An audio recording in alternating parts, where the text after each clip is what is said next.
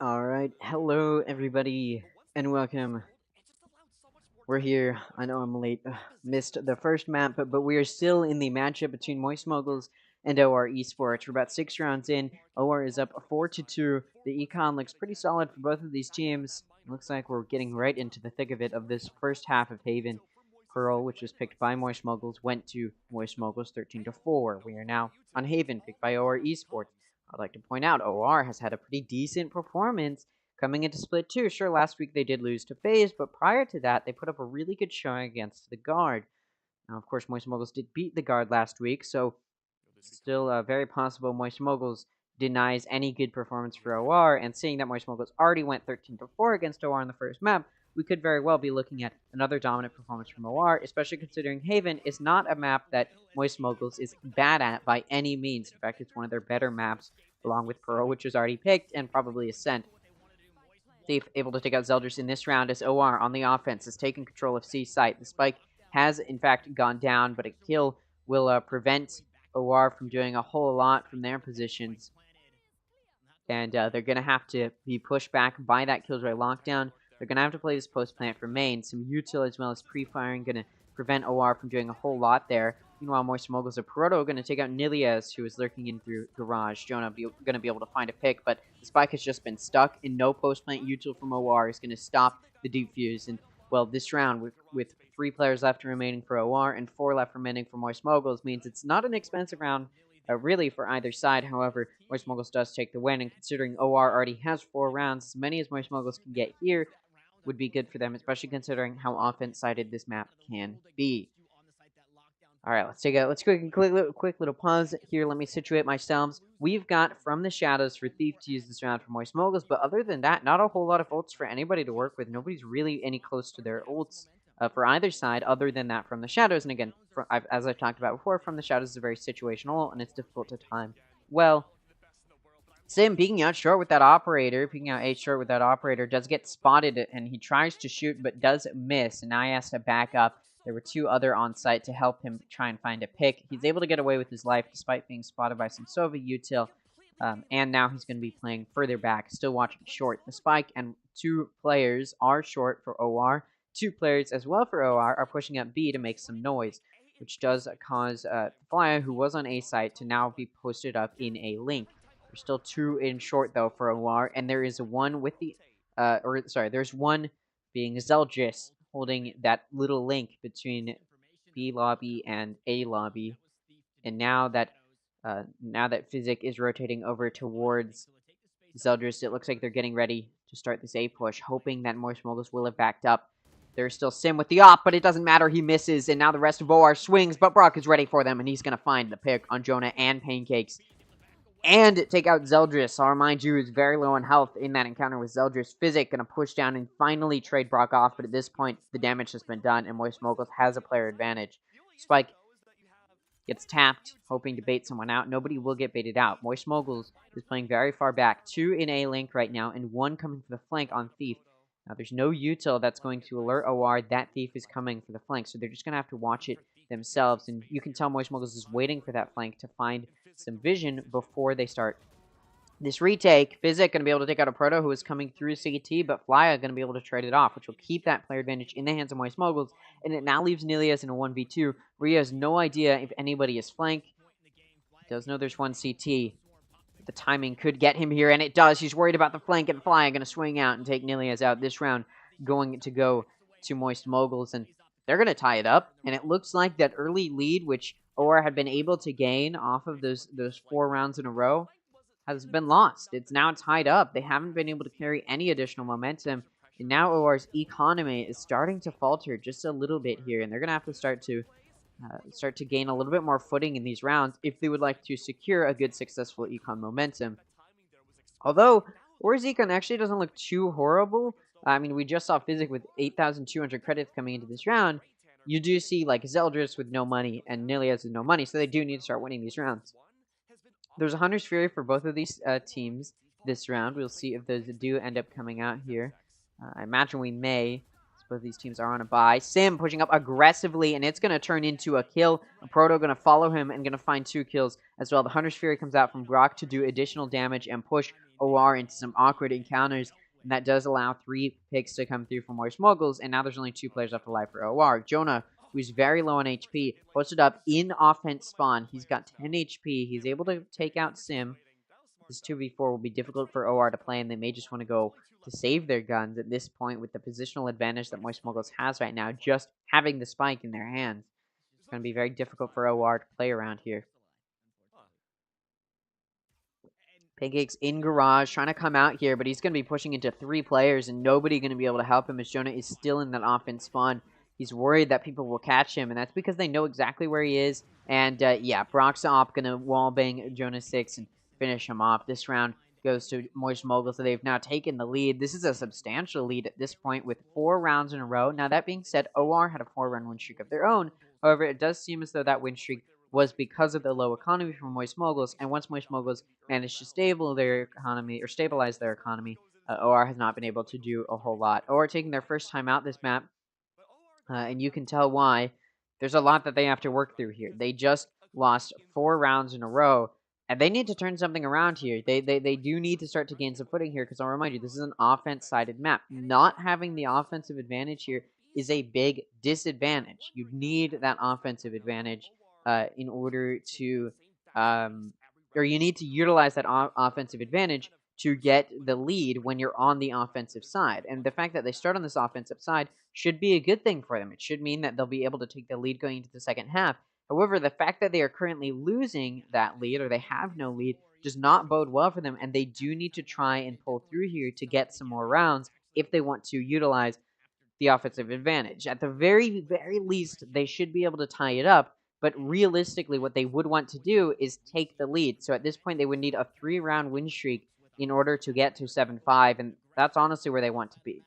One thing I will point out is it does seem as though Moist Moguls has been able to counterplay OR. Now, I've only been here for a few rounds, so I'm not entirely sure the entirety of the scope of what's been happening. So I'll have to see how this continues to go, to see if I can get a better feel for why OR may not be playing their best right now. And the Sova drone coming down from OR. It looks like this push into C is going to start from OR. They've got 3 posted up in C main, and it looks like they're getting ready to push through. 2 are coming through garage. Zeldris, one of the pushers through garage, going to find the pick on a Proto. It's going to be traded off, though, and then Thief going to be able to take out Jonah and Pancakes, who are pushing through main. Meanwhile, though, Physic going to find a pick onto Sim, and then Nilias takes out Thief, which will actually even it out.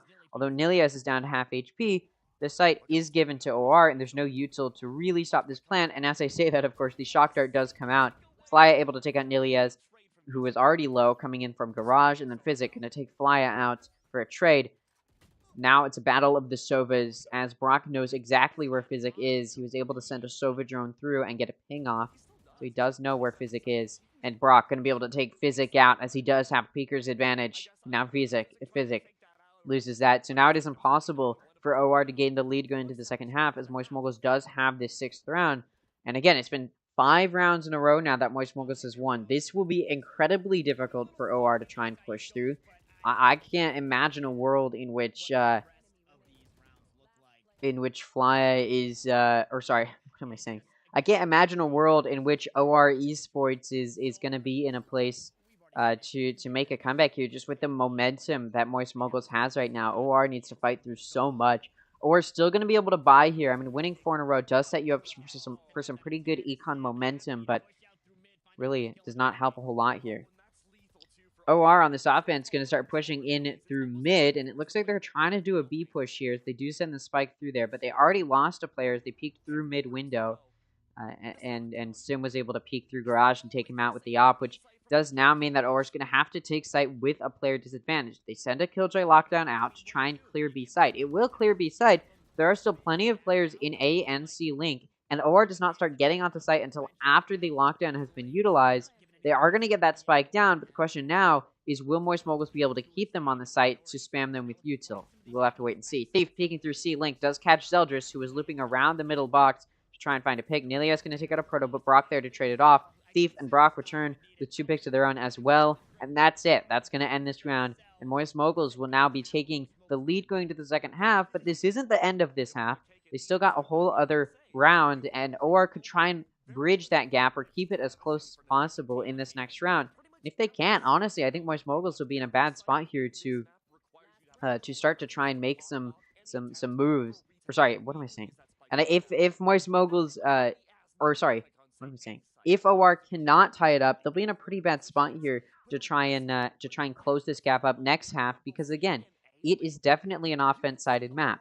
We've proven this time and time again. Now, it isn't super offense-sided. It's not very one-sided as far as maps go. There are more offense-sided maps like Lotus, but it is still an offense-sided map. So at the very least, on the offense, you should be keeping it tied up, like I already mentioned. The fact that they aren't is not boding well for their survival throughout the rest of this map. And they need this. I mean, if they want to beat Moist Moguls here, they sort of need this map. I mean, it's their map pick. Sim going to be able to find an early pick as he's peeking out A. Pancake's going to be able to take out Brock for a bit of a trade, but then Fly taking out Pancakes and Sim taking out Jonah just prevent any more trades. Physic, though, going to be able to take out Sim, who's playing a little too aggressive. Nilia is going to peek out through the Omen Spoke in coming out of sewers, but he does get picked off. And now Fly just going to take out Physic, who is trying to push through main, and that's it. Moist Moguls has taken the 8-4 lead going into the second half, and if you're OR, you got to start looking worried, because you need to try and find your footing on the defensive side of Haven. I mean, it's not an easy task. We've seen some teams do it, and we've honestly seen a lot in Challengers where statistics don't actually matter as far as which side is one-sided, and we've seen teams do better on defense, or we've even seen both teams on one map do better on defense than offense. And, you know, we'll see if that's true for OR, although the fact that they're already down 4 rounds does mean even if they can get this pistol round, they'll still have to bridge a pretty big gap here. Or it's not super big, but it will look big, and Moist Moguls will absolutely be able to grow that gap further throughout their own offense. Speaking of Moist Moguls' offense, they're going to start pushing through mid here, and it looks like they're going to go into Garage. And they've actually been able to push all the way through Garage. And now he's in CT, and he's looping around the CT entrance into C. And he's going to catch Physic, who is locking down C from the Garage cubby, or the Garage entrance cubby behind Box. And, well, he's going to find that pick. Now it's a 5v4 here. And Sim, inside of the Omen Smoke to block CT. Not going to find a pick as Nilias takes him out. But then Flya going to lock down the site. He takes down the pusher through Garage. Then he's going to find 2 more picks. And now Zeldris is alone in a 1v4. Pushing through CT, Brock is going to challenge him, and, well, he wins that encounter. This round going to go to Moist Moguls, and OR's going to start looking a little bit scared here. As, well, they needed that pistol round. If they would like to close this up, that pistol round would have been pivotal. What we saw from OR was just not cohesive play. I mean, they really went one by one into the crosshairs of these players, and that's not what you want to see. That is not how you play against a cohesive team like Moist Moguls, who is one of the better teams in North American Challengers. They're going to be putting up a really solid wall on their offense as far as, like, getting onto site. And once they're on site, you do need to play very cohesive retake, because if you're going 1v1s, or sorry, you're going 1-on-1, or even taking 1v1s, you're going to have a hard time beating Moist Moguls in that regard. So you do need to be playing very together. And we see OR, now that they're on a pistol versus the buy from Moist Moguls, we do see OR backing up here into their defense spawn. And now Moist Moguls is going to start pushing up here, it looks like, into a site, as OR is just going to try and play retake. The spike's going to go down. OR is not going to stop it. It's planted default, planted for long and short. And now, as Moist Moguls takes out Pancakes, Nilias takes out Flya. Brock going to find a pick, and then Sim finds 2 additional picks. Jonah peeking from heaven going to get taken out. Not a whole lot you can do on your save, and, well, Moist Moguls going to prove that OR can't do a whole lot on their save and take that save round from OR, and Moist Moguls takes it. So at this point, if you look at the win streak right now, Moist Moguls has a 9-round win streak currently, if you count the win streak from the previous half. That is some impressive momentum, and OR is going to be struggling to gain back their mental fortitude to try and combat the strong mental game that Moist Moguls will have at this point. OR going to be on a bye. It's a bonus round for Moist Moguls, although Moist Moguls will have 3 good rifles, or real rifles, to work with here. And we will see if those rifles do come into use here, as OR getting ready to try and put up a defense. They're going to have better guns, but they do need to be able to trade each other off, and they're not able to. Sim going to take out Zeldris. Physics should have been able to peek out and trade it off, but he doesn't time it well. And now he's just going to have to play a 1v3, and, well, Sim going to be able to take him out. So although Flya and Sim are low on health, OR is missing 2 players. So it doesn't matter a whole lot that Moist Moguls is low on health. And now that the spike goes down on A, it looks like OR possibly thinking about saving. And it looks like they will. The 3 players left alive are going to save their guns. And it makes sense. It's a full buy. But at the same time, you know, you've got 3 players. And at this point, when you're down this many rounds, I don't know if taking a save would be the best choice. But it's possible that could be a good play here for Moist Moguls. Or sorry, for OR. So Rolling Thunder for Flya to use. He's already been able to get that ult up. I doubt it'll be used this round, but it definitely still can be used. Brock gonna fire through the wall and take out Nilias, who is holding in garage window, which does mean that it's going to be a forced push from Moist Moguls to try and stop the save from OR. But Jonah and Pancake's going to lock down C by finding 2 picks, and, well, that's enough for Moist Moguls to back up. That being said, that was a bonus round for Moist Moguls, and they won it. So their econ's going to take a massive hit here. They've just won the first 3 rounds of the second half, which means that OR's econ has taken a massive hit. But at this point, they're down 11-4. They don't really have room to save, so OR is forcing the 3 players that did die on the previous round, and I can't blame them. This is the position that they've been put in, and they sort of have to play through it. Because, I mean, you sort of have to, with how big this round differential is, you do have to play like your opponent is on that 12th round. Like, every round is the last one, because if you don't, you'll put yourself in some pretty bad situations. Zelder's going to push up short, and he gets flushed by the Nanoswarm to peek out into a lobby, and he actually finds a pick that way.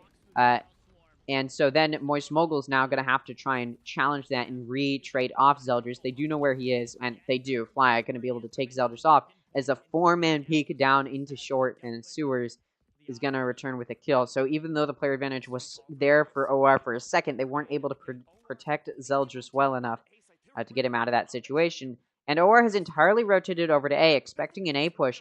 But after getting picked off and then finding the trade, Moist Moguls is reading that possibly OR would just be entirely holding on A, so they're rotating it over to C. They send a Silver Dart, they send a Silver Dart through A, and, through C, and now they're getting this spike down.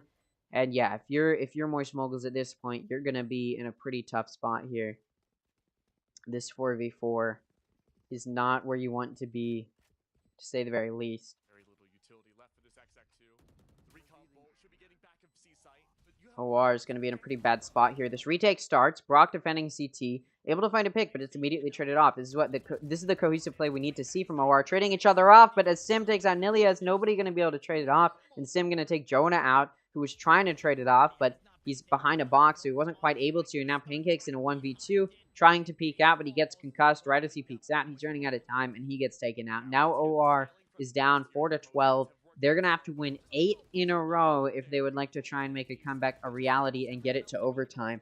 And I think that round looked pretty solid from OR. That was some of what we were missing. We needed to see OR trading them each other off. We needed to see them showing themselves a good display of teamwork, in the sense that their retakes looked cohesive, where they were trading each other off. The only issue I will say is OR did not use their util to start that retake. I mean, more of that util definitely could have been used to try and prevent Moist Moguls from holding in the typical post-plant hold spaces. OR going to do an aggressive push out through B main, through mid. They're able to find 1 pick, but Moist Moguls immediately returns by trading off and getting 2 additional picks of their own, which does now mean it's a 2-for-1 special for Moist Moguls, and now Moist Moguls going to be a player up the remainder of this round, and that will make OR have some difficulty preventing the players from getting onto the site, and preventing or putting together a good retake. Nilias locking down C site, though, going to get a 2-for-1 special of their own, and now a Proto able to trade it off, but it's going to make it a 2v2. So now OR can try and play this retake 2v2, although C site has been cleared and Moist Moguls does get the spike down. OR could possibly be looking at a good retake here, and they definitely could still win this round. Brock holding from from Garage, peeking out, trying to get this kill and protect a Proto who is very low on health, but Brock gets low on health himself, and Physic can be able to trade him off. A Proto gets taken out. Brock trying to clutch it up, able to find the first pick, but not going to find the second, and Physic going to take him out. And this round does go to OR, and it's when they need it the most. Although, they lose all but one of their players, which means the worst possible case scenario for a win did come true for them, where their econ is now going to take such a massive hit But I don't know if it's going to be putting themselves, even off of a win, in a position to get a win streak started. Because making a win there with such an expensive win does mean that your econ is going to have a really big time or a really hard time stabilizing. It's going to be a really difficult time for OR. So they do need to try and stabilize this econ despite being so up against the wall. They don't have opportunities to light buy. They don't have opportunities to save because their opponent's at the 12th round. You just got to be forcing these buys. Zeldris going to peek out along with the help of Pancakes. They're there to trade each other off this time, but it won't matter. Zeldris still going to just find 2 picks and get away with it. Physic peeking out long while the rest of Moist Moguls is distracted is also going to find a pick. That is the cohesive team play you want to see. And that aggressive push out A, not only is it a good read to place so many of those players there, but it allows you to find those early picks. And Pancakes taking out Flya, who is just trying to push into the site, hoping that OR would have rotated off, is going to find himself in a very difficult position, and he gets taken out. Now it's down to a Proto to clutch a 1v5. He's able to find 3, but Zell just going to say, all right, bud, that's enough, and take a Proto out. It's another expensive round for OR, though, as a Proto is able to find 3 picks before going down, and that's pretty much the best-case scenario. When you're in a 1v5 like that, where you have a lot of econ up on your opponent, you should just be trying to find as many picks as possible. Obviously, you're trying to clutch it up, but at the best, you should be trying to get as many picks as possible because it damages the econ of your opponent so much. And OR, who, as I said, going into that round, was already in a tough spot as far as stabilizing their econ, needed that round to win with as many players alive as possible, and losing the majority of their players does not allow them to start to stabilize this econ very much. That being said, they are still going to be having enough to force a buy here with some Bulldogs, and even Zeldris is going to end up with an Operator. And speaking of Zeldris' Operator, he's able to find a pick as he pushes down C long, and now OR going to position to lock down C, and it seems these reads from OR and those aggressive pushes out, not only have they paid off, but it's been good reads. They've been able to place their players where it matters. Zeldris going to continue to try and find a pick by peeking in that C garage entrance, C-link to garage entrance. He's not going to find it. And some util, meaning a Sova drone, and him getting spotted does push him off of the site. And now that a Killjoy lockdown has come out, OR does entirely rotate off of the site, which means it's going to have to be a 5v4 retake. But Physics, Hunter's Fury to try and stop the plant, ends up catching a stray in Sim, and Sim's going to be taken out.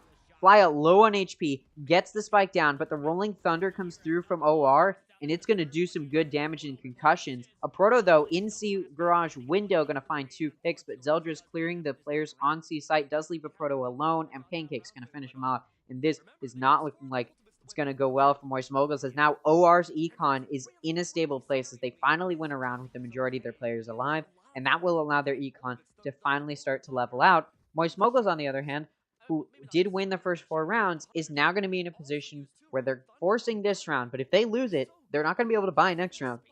And the comeback from OR could definitely become a reality, as this will be a pivotal round. If OR can take this round, they will be able to gain some even more crucial econ and momentum directory in the way that they're trying to go, which is up in rounds. And yeah, Moist Moguls will place themselves in a pretty bad spot here. I think Moist Moguls' issue right now is they're allowing themselves to get traded off without trading off in turn. We will see if they're going to solve that, or if they're just going to wait until they've lost a few rounds to take a timeout to solve those issues. And we'll see if OR can continue to play well cohesively with the rest of their team. Speaking of OR and their defense, they are placing 3 on A, and it's because Zeldris wants to do another aggressive push out A, but this time it's down long. Now, it doesn't find anybody, although Moist Moguls is there. Zeldris will not find a pick, and Moist Moguls, who hides the entirety of the time, going to now be backing out, as they were kind of pinned in A long, but they send a Sova drone out and they clear Zeldris out. So now they're just going to back out of A, and they're going to start pushing into B. I think one of Moist Moguls' biggest issues is they've been getting picked off pretty early in these rounds by that off on Zeldris. So the fact that they're playing back here will allow them to keep all of their players alive to start a push here. They decide to rotate it over to B, but Pancakes and his blind, as well as spraying through the smoke, does push Moist Moguls back, as they assume, or I don't know if they assumed, but maybe they're just afraid of how powerful that util spam was from Pancakes. They just decide to back off, and now they're going to try and take it C, but the lockdown comes out on C, so now they have to back up. Some Killjoy util's been placed on B, and as it gets destroyed, now OR knows it's a push onto B. However, they're not ready for it. They're all off-site, which does mean Moist Moguls will get this spike down. So the question is, will OR be able to play their retake when it matters most, or are they just going to end up falling to another incohesive and shaky play. Zeldris going to get pushed very rapidly, who was posted up in A link trying to find a pick on the planters. But he does get pushed back, but it's punished. Pancake's going to find a pick. Fly going to be able to take out Jonah. Nilias finds 2 picks. Sim on site, able to trade off Nilias. But Zeldris going to take Sim out as they know where he is. And now it's a 1v2 for a Proto who has to play this post plant. The spike's being diffused, and Zeldris going to defend the spike diffuser of Pancakes very effectively. Pulls out that shorty, going to take him out. Now 2 players left alive for OR. Is going to make it another expensive round where they lose the majority of their players. But at this point, with the win streak that they've started to build up, which is now a 4-round win streak to combat the 4-round win streak which Moist Moguls had in this half, having this win streak does mean that their econ is now in a decently stable spot. It's not super stable, but it's not like they're going to be losing rounds. I mean, obviously they can lose rounds, but they can only lose one, and at that point, the game is over, right? So at this point, the econ stability isn't going to matter a whole lot because it looks like they will be able to buy the next few rounds, assuming they win, right? If they lose, obviously, the game's over. So there's no point in, like, stabilizing your econ in case you lose for OR. So this, being in a position to be able to buy every round, even if you lost all of your players but you won, is the econ stability that they were looking for. Pancake's able to take out Flya as they are trying to defend that push into Garage. It does get traded off, but Zeldris getting a pick. C Long does continue to push Moist Moguls back, and this light buy from Moist Moguls may not turn into a win. Some of the players did force, and Thief and Sim both have guns, but we will see if they find picks with them. A Proto's Sheriff looking deadly as always, though, and it's going to find a pick on Jonah. And now Sim going to find 2 picks, and now it's down to Nilias to clutch a 1v3, but he sprays and is able to take out Thief and Sim, and now it's a 1v1 between the Killjoys. Proto's been able to pick up a Stinger, but it's not going to be enough. The gun diff is ever so prevalent, and Nilias is able to pick out a Proto, and that's it. Although it was a 1v3, Nilias clutches it out to keep the comeback alive, and that was a good round to win as well. Well, any good round is a good round to win. That being said, the fact that they did have to clutch that up is not good for OR because it shows that Moist Moguls is starting to play cohesively enough to be able to trade each other off, and that's not what you want to see. The big winner for OR in these past few rounds has been their ability to find good early picks, and the fact that they are now losing those early picks and Moist Moguls is keeping themselves alive long enough to get on site does mean that now OR, first of all, they're still going to keep trying to find these early picks, but if they aren't allowed to find these early picks, they do need to start working more on how they're going to do these retakes because it is a difficult position to be in. And I think at this point they may want to take a timeout off of this next round assuming they win this round. But Sim pushing into C is going to take out Pancakes, the only player on site other than Nilias who's in Garage. But that does mean C site is clear. Moist Moguls is going to be able to get on site, and the spike will go down. And now, as I talked about earlier, OR are going to have to figure out how they want to play this retake, especially now that they are also down on players. Pancakes was not quite able to lock down C site well enough. There's a Rolling Thunder here from Flya, and this post-plant util is going to be incredibly effective. The Nano Swarms are going to be timed well, and at this point, what OR needs to do is take out those post-plant players from long, but Flya taking out Nilias, Jonah, and Physic does prevent a little bit of that. Zeldris coming in for the flank, but they now know where he is. He's going to have to play a 1v3, and unlike his partner Nilias, he's not quite going to be able to clutch that one out, as it's a full buy from Moist Moguls, and Moist Moguls finally shuts down the comeback, and they finally take the second map to close out this series in a 2-0. And although it was not as quick as they probably would have liked, considering who they're playing against, the first map went pretty quickly, and this second map went decently quickly as well, although the comeback did start to feel like it may have been too much for Moist Moguls to handle. It did come through, or Moist Moguls did come through to shut it down. Now Moist Moguls can relax a little bit and prepare for next week's match, which is going to be against FaZe Clan, I believe, which will be another similarly easy story for them, if not easier, considering it's another one of the lower level teams. So if you're a fan of Moist Moguls, at this point, you could be looking at Moist Moguls doing or having a flawless record throughout the entirety of North American Challengers regular season split 2. And that would absolutely be a powerful position for Moist Moguls to be in, especially if you're a fan of Moist Moguls. That being said, I am a little bit late to this, so I did not get to give my whole predictions as to how I wanted everything to go. So we will go ahead and zoom out. First of all, let's go ahead and analyze how that match did end up going for Moist Moguls. Let's just take a look at Pearl to start it off. And yeah, this is a pretty big position for Moist Moguls to be in. You've got Sim performing beautifully as always, and the rest of his team, although it does look a little bit like Sim is carrying, and he kind of is. He's 6 kills above a Proto. For the most part, instead of what you normally see when you've got a carry on a team, sometimes what you'll see when you have a carry on a team, sorry, let me rephrase that, is you'll have the carry be quite a few kills above the second highest, and then there will be 3 players in the middle which have a similar amount of kills, and then you'll have a player at the bottom with way less kills than the rest of the team, so you got a carry and then someone falling behind. But for Moist Moguls, it was more so that Sim was able to entry well, he was able to re-entry well, and he was able to get his kills up. I mean, look at his offense, 14, and then defense, yeah, sure, it was a little bit not as powerful as his offense, but there was also less of those defensive rounds.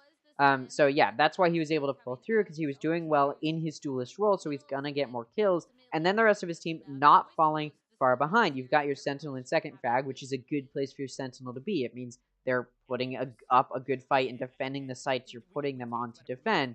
The classic case, or what you'll hear in like ranked lobbies is, I'm a Sentinel, that's why I'm not fragging well, which is not how it needs to go, you know, like that's not how it should necessarily be going, is that, oh, you're a Sentinel, you shouldn't be fragging well, especially in pro play. You want your pro players to be able to lock down the site.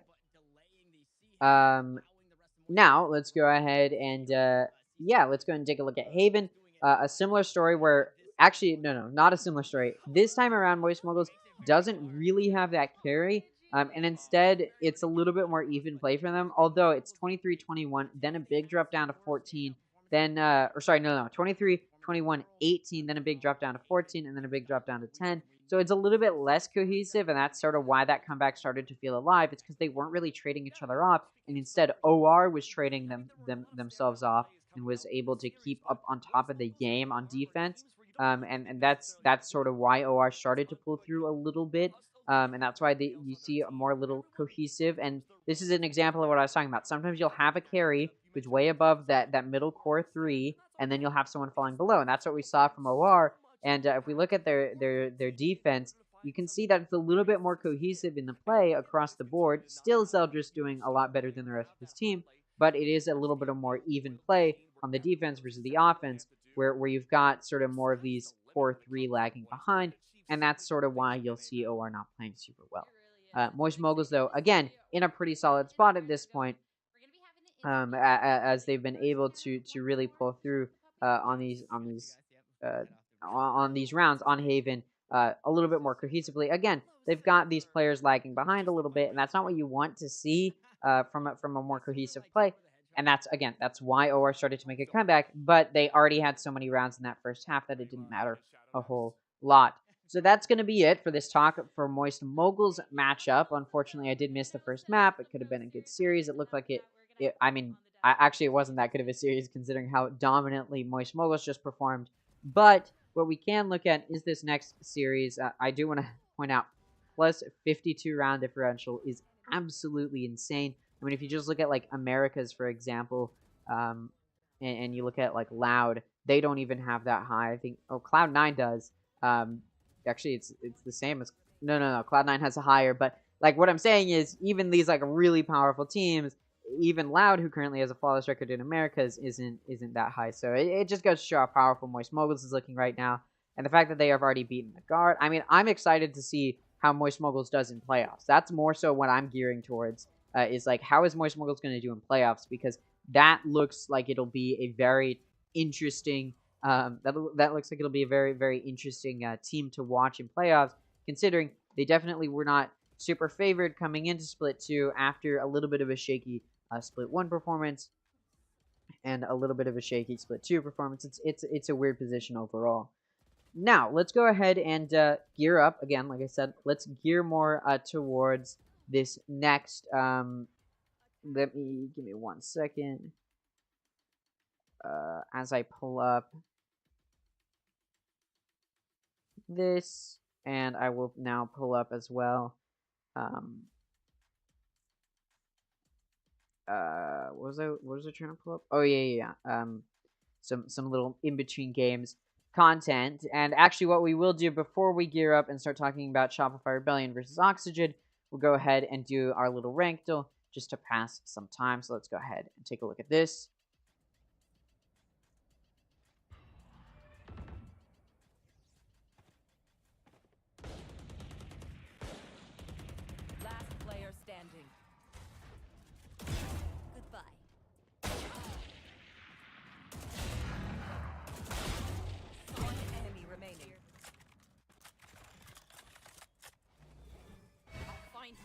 me.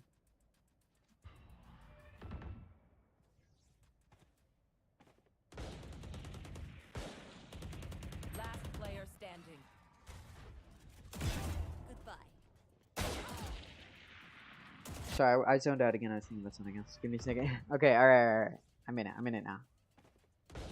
Take a look at this. Last player standing. Goodbye. It's a good shot. His crosshair, or their crosshair placement is insane. I'll find you. Still waiting. 30 seconds left. Bring them down. Take hold. Still waiting. Ooh, okay. There's no comms though. I'll say this is Ascendant. That's plat, really? Okay. I mean, dude, if you're in plant, like you're on your way somewhere else. Like you're gonna be a higher rank, bro. Like I mean, you're mechanically so far ahead of what I feel like most plat players are at. Hookah.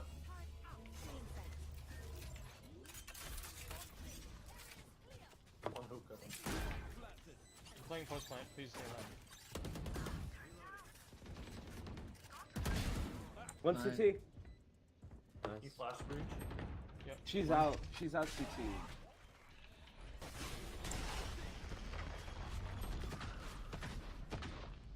Why is it only in the left ear?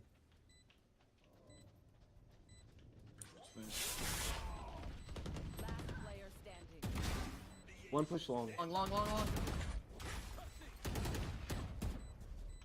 enemy remaining. Hookah. Alright, let's take a look at this. He's got his ult up. Okay. Immediately, the fact that he planted despite having his ult up already tells me it's like Ascendant or below, right? Because like Immortal and Radiant players, they know to give the spike to the person who, or to somebody who needs to get their ult up. Probably in this case would be the Brimstone. You want to get that orbital strike up. You flash breach. Good pick. She's out. She's out CT. We're calling for flashes, so I'll say Ascendant. The aim's not bad either. Okay, yeah.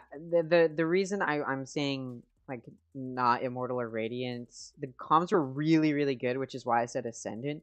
But yeah, I guess mechanically it wasn't great. The main reason is yeah, you want to be giving somebody who needs the ult point the spike to plant because you get that ult point up. There's no point. I know, I in was giving singing a it. different song. No point in just giving it to someone who already has their ult up. Because I'm better. I'm better. Yeah, they should the entire round. Wait. Cutie, you Wait sound till they push first. angelic. Yeah, they here. Spotted A. Let's see that. Games. They probably have a lurker set up. Look. Good job, Jesse. Good job. Spike down A. Oh, Ace. We finna let cuz Ace. I got spikes, so don't push. Yeah. Oh, I'm pushing. Don't Alright, don't Sage. kill. Don't kill. Don't kill them. Cypher's low. Jesse's finna Ace. What if you Let's knife go, Jesse. them? Ace season. Direct. One enemy remaining. It is year of the Ace. Bait one. Bait. No, Camp. Bait. I was bait. We're gonna have to keep you on. Yay! let cuz I'll Ace. say plat. I don't know. Yeah, I don't know. Like the aim was okay, but like yeah, that just seemed like people having fun playing, which is like I feel like diamond or like below diamond, it's people like just trying to win the game versus like iron to like gold. It's a lot of people just messing around, you know, like having a fun time. So yeah, and comms weren't cleared. They were singing. Yeah, I guess I should have known it was like gold or silver, but all right, yeah, that's it. Let's go ahead and talk about this next matchup. Now, this is an interesting matchup to talk about, and there's two reasons for that, and I'll explain them right now. The main or the biggest reason to or the biggest thing to talk about is guess what? Let's take a look at Shopify Rebellion's record. They 2-0'd M80. Not a single map was won by M80 in Shopify Rebellion's matchup. Were they close matches? What did I click? Were they close matches? I mean, sure, the first map was. Ascent was not at all. And you do have to wonder. I mean, I think this series probably said more about M80 than it says about Shopify. I'll be honest. Is Shopify proving to be a powerful team and coming back into Split 2 with a bit of a vengeance? Is Vanity as the new IGL a good call? Yeah. And I think he's definitely pulling through for his team. But I don't know if that round or that series was a show of Shopify Rebellion's capability, or if that's going to prove that Shopify Rebellion is going to move forward in a much better space. The real question is, or the real show of it is, in this week and next week as well, will Shopify Rebellion be putting up a good fight against their opponents? They're playing against Oxygen today. That's in the next few minutes. They're going to start playing against Oxygen. So it'll be up to Shopify to prove, yeah, we brought in Vanity, and now we're actually going to put up an impressive performance all the way into playoffs. That's what Shopify is going to try and show. And if they can do well against Oxygen today, if they can do well against Turtle Troop next week, I think they may be able to put up enough of a fight to actually put up a good show in playoffs or even qualify for playoffs. At the end of the day, they didn't qualify for playoffs. They did not qualify for playoffs, or sorry, for the midseason face-off in Split 1. They got 10th place, so they only have 4 points right now. Now, I don't know exactly how many points they would need to qualify for playoffs. It's probably quite a bit. But it's definitely still possible that they do pretty decently here. All right, let's go ahead and look at the post-match interview with the Proto really quickly, and then we'll get into more talking about Shopify. That has been and smoothed over, and that you've really gotten to show everyone exactly that how capable the squad is, and that you deserve to be in this top team contention. Definitely. I'd say we're still not at the point we want to be at. You know, we played the guard last week, and they unfortunately had to play with a sub because Tex was injured at the time, and we didn't put up the best performance that we wanted to show at that point either. So we still came out on top, which is what's important. But I would say we definitely think we could be doing more overall, and we will be showing that in the future matches.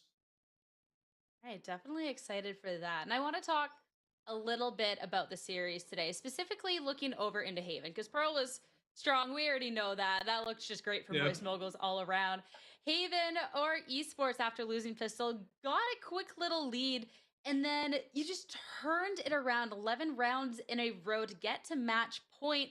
What do you think was that big turn of momentum for the squad?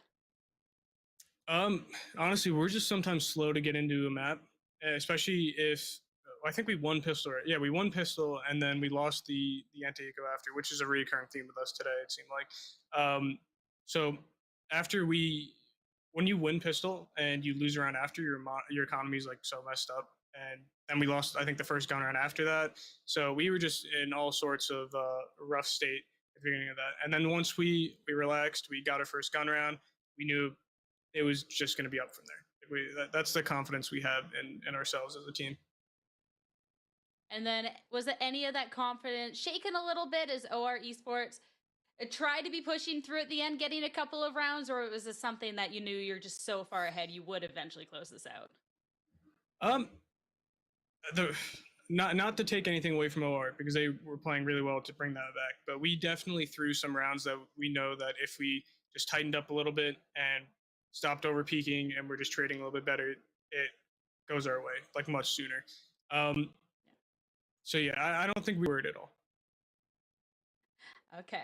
And I want to talk a little bit about Moist Moguls' time as a team, especially under this Moist Moguls banner. And now that we've seen this turnaround to just be in the top team in terms of haven't lost a single series, what do you think has been like the most defining moment looking back at the split to be to where the team is now? I completely forgot. They split as a whole, right? So we're including split 1 in that, or split 2? All challengers.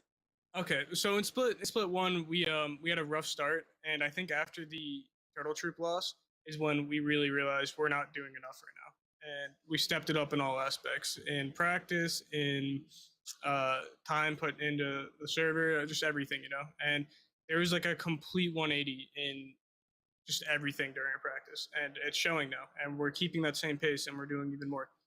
So I would say the Turtle Troop loss is what really put us into high gear.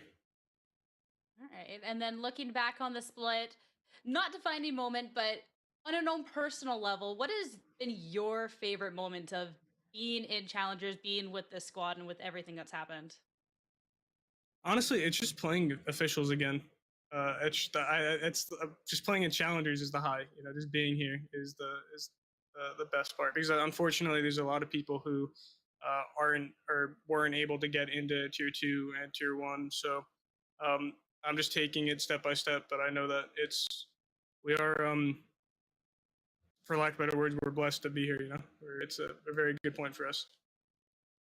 100%. And I'm glad that you and the team are here and doing so well. It's been really awesome to see the whole squad's journey through this.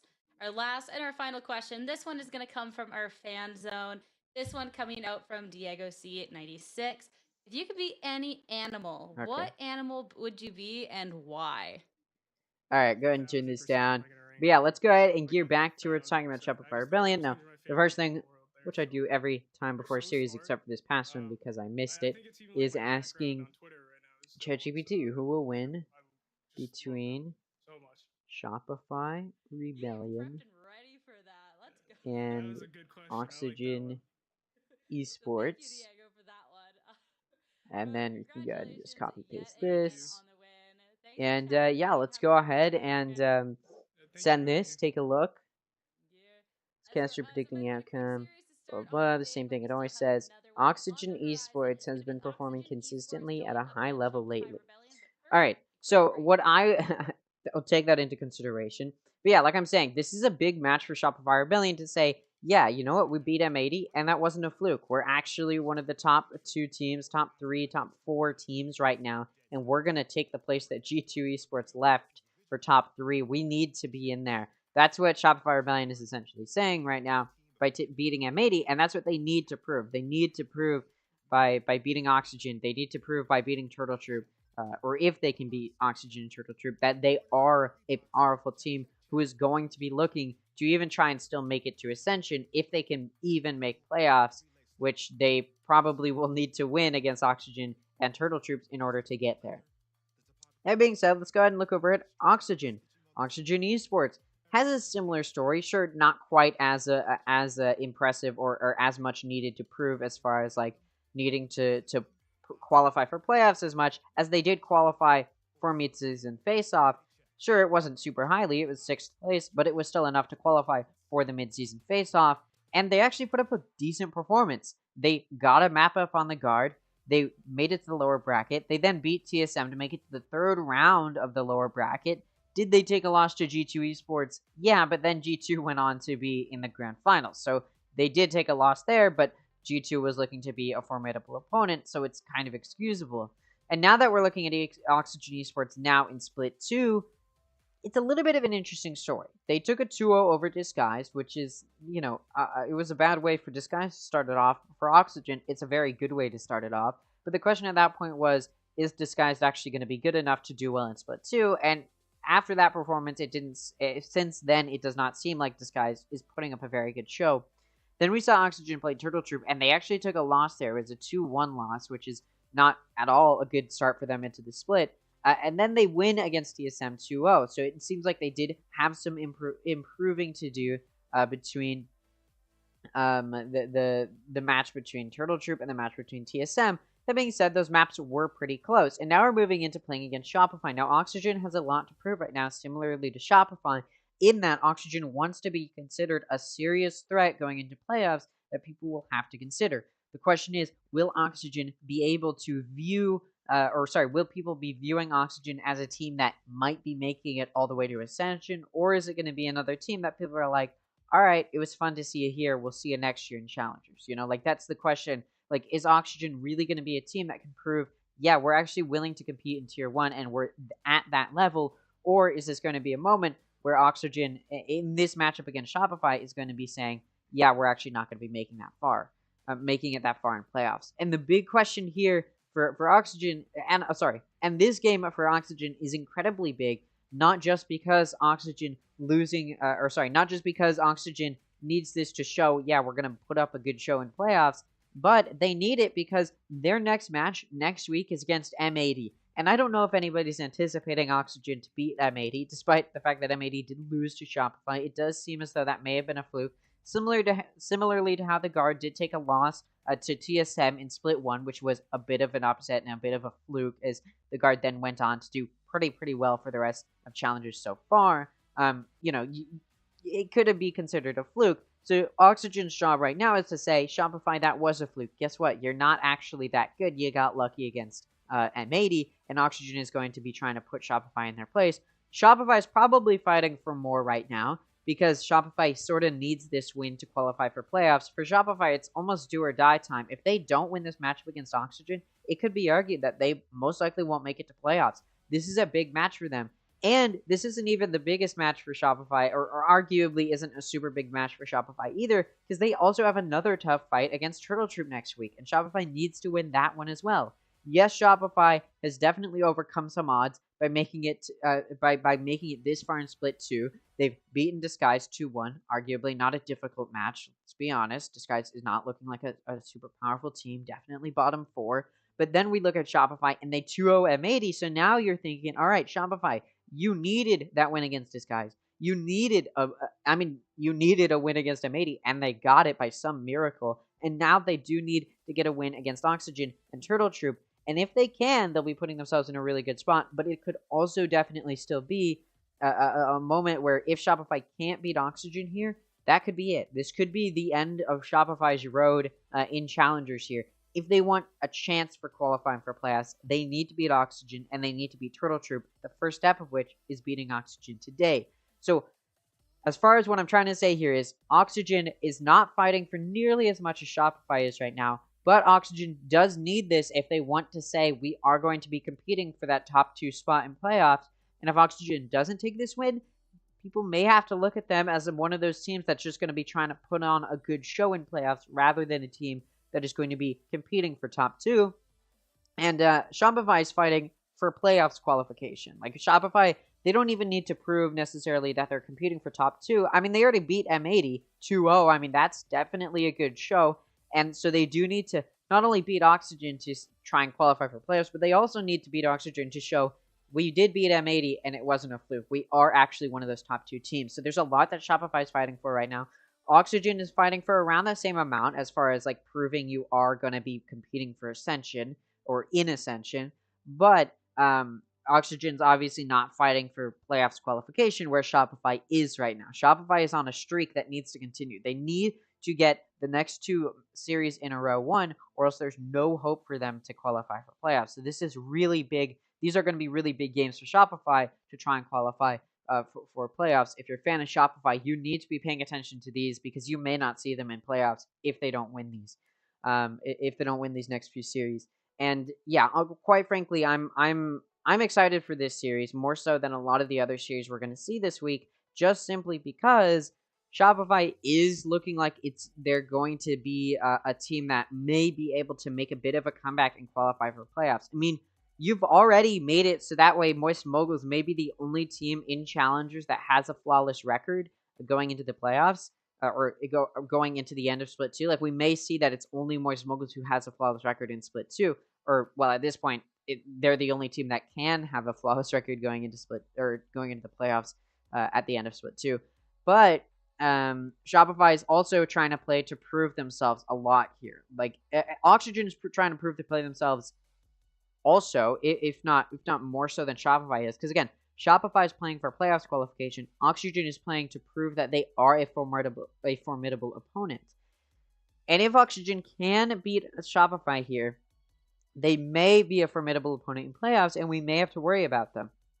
I think a lot of people view Oxygen as this team that you don't really need to worry about, but they are a little bit of an underdog, and in these last few weeks of the regular season, this is their moment to prove that. I mean, you look at Split 1, and they did have a positive win ratio.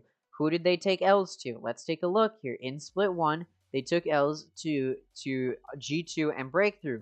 Breakthrough now Moist Moguls, which means they lost to the top 2 teams in Group A, one of which is currently flawless in Split 2. Sure, G2's definitely fallen off, but at the time, G2 was also looking very powerful. So Oxygen has only taken losses in Split 1, or only took losses in Split 1 to the most powerful teams that people really did have to worry about, right?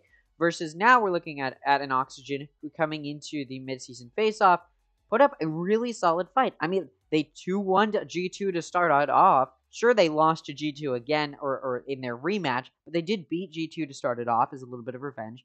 They lost to the Guard. These were close games that they did end up losing. Then we go to TSM versus Oxygen, and they beat TSM to start off their lower bracket run. Sure, they got knocked out. They lost to G2, but again, G2 went on to be in the grand final and finish number 2 overall. So it's a powerful team, and Oxygen wasn't even that far off from qualifying. I mean, they beat G2 Esports on Split. Is that right? Yeah, they did beat G2 Esports on Split. Sure, they lost really badly on Icebox, but Ascent was a little bit closer, and Oxygen was not that far away from ending up in the lower finals and even trying to qualify for the grand finals. So Oxygen is a bit of an underdog here, and I think it's easy to underestimate them, just simply because they haven't had a big performance here so far. But like, there's a lot that they're fighting for here, and if they win these next few matches that they have, they could be that underdog that makes it through playoffs. Now again, Oxygen Esports' next match is against M80, so right now they need to shut down Shopify and say, all right, we're going to put up a solid performance against you, and then we're going to go on to put up a solid performance against M80. Like, that is pretty much what needs to happen for Oxygen here if they want to say, yeah, we are the underdogs going into playoffs, and we're going to make it to Ascension. That's essentially what Oxygen needs to do, and it's going to be difficult. I'll give them that. But if they really do want to make the underdog story alive, Oxygen does need to start off this series right. So it's pretty much do or die for these two teams here. Probably more so for Shopify, although Shopify, I'd say both of their series to end off Split 2 is do or die. I mean, pretty much every series they've had in Split 2 is do or die. They needed to pull through with a win. So it doesn't change a whole lot. But for Oxygen, this match in particular is do or die because they need to shut down Shopify and say, we are not going to let anybody try and stop us, and we're going to put up a good show in playoffs. Like, these last few weeks are pivotal. Even if you got a free spot into playoffs, these last few weeks are going to be a really good show of if you're going to put up a good fight in playoffs. Take, for example, G2. They put up a really good show in midseason face-off, but they're coming into Split 2, and they're doing really badly. They currently have not won a single series in Split 2, right? So clearly G2 is fighting for a lot here, or isn't putting up as much of a show as you'd like. So we can predict that in playoffs, they're probably not going to put up a very good fight, right? That's sort of what you can predict from them because they're not putting up a good show towards the end of Split 2 here, or towards the end of the season here. Versus if Oxygen can put up a good show coming into playoffs, we may expect a lot from them going into the playoffs. Like, could we expect playoff or a good playoffs run from Oxygen? That's what this series is. For Shopify, that's not what this series is. For Shopify, this is we need this to qualify for playoffs, so we're going to push for it.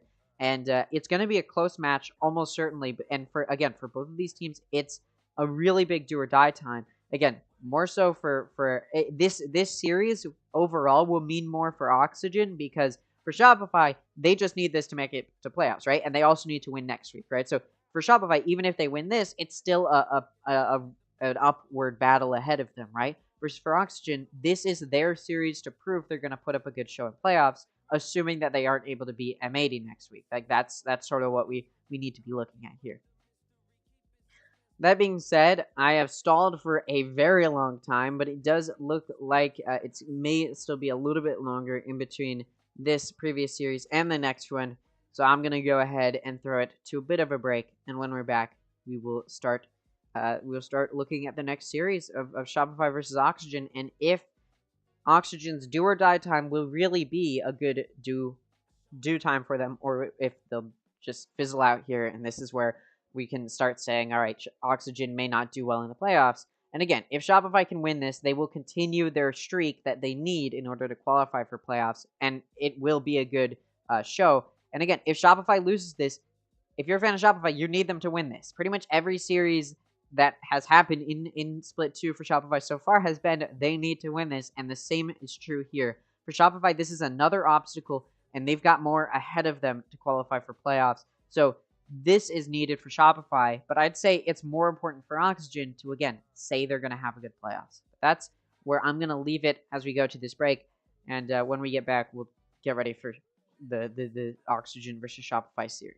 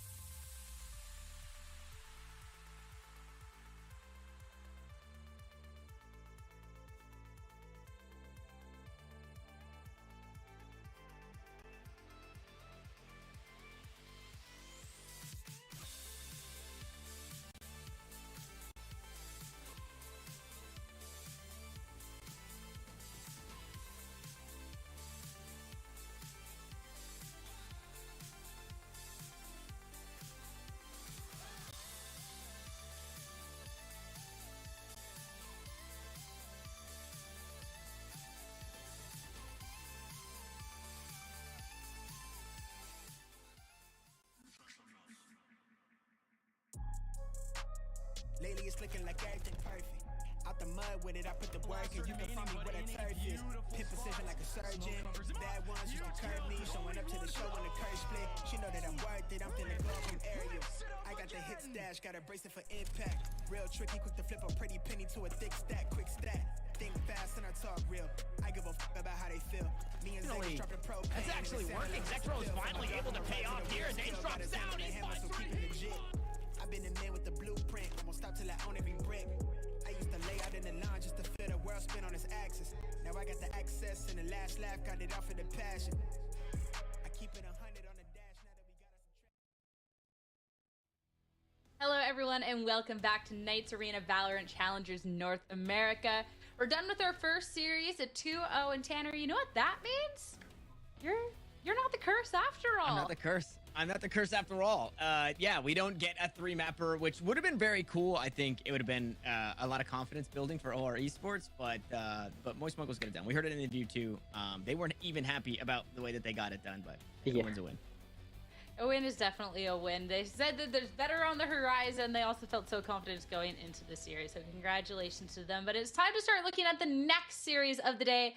See how the chips are going to be falling into place for this one, as it's going to be Oxygen Esports going up against Shopify Rebellion. And honestly, looking at these two teams, Keg, there's so much going through my mind that I would never be able to make a prediction on where I think this is going to end up.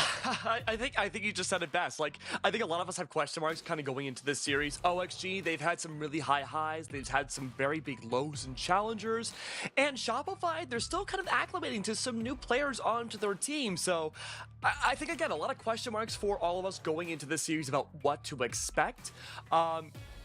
OXG, I have high hopes for them this series, but again, they've been a little hit or miss depending on which series they're playing. You know, at times they'll beat the likes of DSG, but immediately come back and lose against G2. So it's like, how do you quantify a team like OXG?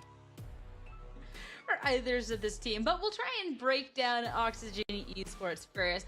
Being able to come off of a strong victory last week, and of course, Tanner bringing in new individuals into their roster to be taking things up and be looking for the success moving on forward. Yeah, searching for success, which they have found some in recent, which they've got obviously the kind of looming cloud over Oxygen Esports, whether it be a rain cloud or... I think I should have probably talked about this, but I think it's important to point out the player changes which Oxygen have made, I do not agree with. I know they wanted to bring Redux in, but in order to fit Redux in, they had to swap people out. And they decided to get rid of Pony and bring in Rustin, and it just feels like that was one of the weirder decisions they could have made. I know you want to bring in this new player, Redux, you know he's powerful, and I think he's going to prove he's powerful, and this is a good start to his pro career. However, getting rid of Pony in order to bring this player in is one of the more questionable decisions because it's Pony. This is a powerful duelist player, and again, I know you want to bring Redux in, but for Oxygen, I don't know if that's a good choice, and they still have to prove that, and that's why this series is going to be so big for them. If they can win against Shopify, they will prove this new team comp is powerful enough, and that, they'll prove people like me who think it's a bad choice to bring somebody like Rustin in to replace Pony. They'll prove people like me wrong for thinking that's a bad decision. Do I think they're going to be able to do that? Do I think they're going to be putting up a good fight? I'm not entirely sure. The rest of the team played incredibly well. There are 5 threats on this team, and although the numbers might not necessarily be there in way of fragging power for Mitch some of the times, what he brings to the team as the caller is everything, right? He's able to wrangle together these 4 incredibly strong players and put a plan in progress and have them execute it perfectly, right? He's kind of done that. He's been able to mold them to what he needs as a leader for this team. So shout out Mitch, but obviously Verno is always at the top of the leaderboards for the team, doing his job not only as an initiator, but he's always finding his one as well. Yeah, I was going to mention, too, how Verno, in the last few series that we'd seen in all of Split 2, 2 out of 3, not just the maps, the series, Verno has been on top for OXG, just absolutely decimating the competition there. And I mean, on an initiator, too. Normally, we'd see that on maybe like a sentinel role, depending on how the momentum of a game goes, or especially a duelist. But the initiators also fall like to that weird category where it could go either way, but Verno just breaks out of the pile and always performs up on top. So I'm expecting a lot of high expectations for him today. Well, high expectations on the Shopify Rebellion roster too, looking ahead of this match. Also a team that got a roster change. I mean, I feel like majority of teams had some sort of change heading into Split 2, bringing Vanity into the fold.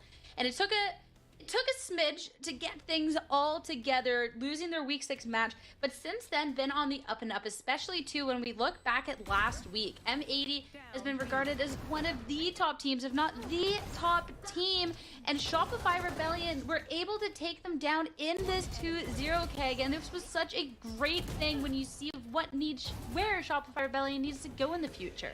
And before Challengers even started, I think a lot of people's expectations for Shopify were really high, if not the winning team, pretty dang close to where M80 was at too. So finally seeing that come to fruition, where Shopify was able to get that leg up over otherwise flawless team in Challengers, really spells to everybody, including me, that things are looking up for the team. I love the inclusion of Vanity here, but we'll have to wait and see if this roster swap is good enough to go up against the other roster swaps that OXG has. Yeah, and it has been kind of that slow burn for this team. We saw at the start of this, the first map in these highlights, it was Vic, who was doing so much for the team, really helped drag them across the finish line. But we get to take a peek at kind of what this slow burn has been, where you play a relatively strong team in TSM who, started things really strong at the beginning of the split, and you lose. And it's like, okay, growing pains. Then you get a 2-1 victory over DSG, who are right now the worst team in the group. And you're thinking it probably could have been cleaner, but hey, they're getting it done. And then Shopify kind of shocked the world with a 2-0 victory over M80, where they did such a great job neutralizing any of the threats. We talked about all the time with M80 how strong of a site anchor that Xander is. We've also mentioned how strong Koala is, right? We can't stop talking about Koala, and Shopify and friends did such a good job in neutralizing the strong side anchors as well as the tip of the spear that was Koala. So I'm excited to see. Yeah, I think it should be said, like M80, they're a powerful team, but they're real like shining bright stars Koala noob. And we've seen some of these teams, including teams like the Guard, And a lot of these teams, especially like Shopify beating M80, the big issue that M80 does find is quality to be shut down. What these teams have been doing a really good job of is improving their own individual performance as a team, but then they come into these matches against these top dogs like M80, like the guard, and they figure out how to study them, or they directly study how to play against the guard in particular, or M80 in particular, and who to shut down, how to play to shut down those players, and what is the best way to approach it. Do you go for trades when you're engaging with this kind of team, or do you just try and let them get onto site, and then you try and retake in a position or a way that they're not going to anticipate? And when we're talking about a team like Shopify, that could have just been why they beat M80. They were really good at studying M80 and shutting them down. And when it comes to a team like Oxygen, which they're probably not studying Oxygen, probably going to improve their own play and how they're going to structure their team, will they struggle, or will it just look as cohesive as it did against M80, is going to be the main question to solve today. Do you have a chance to hear a little bit from our players and what they think ahead of today's match?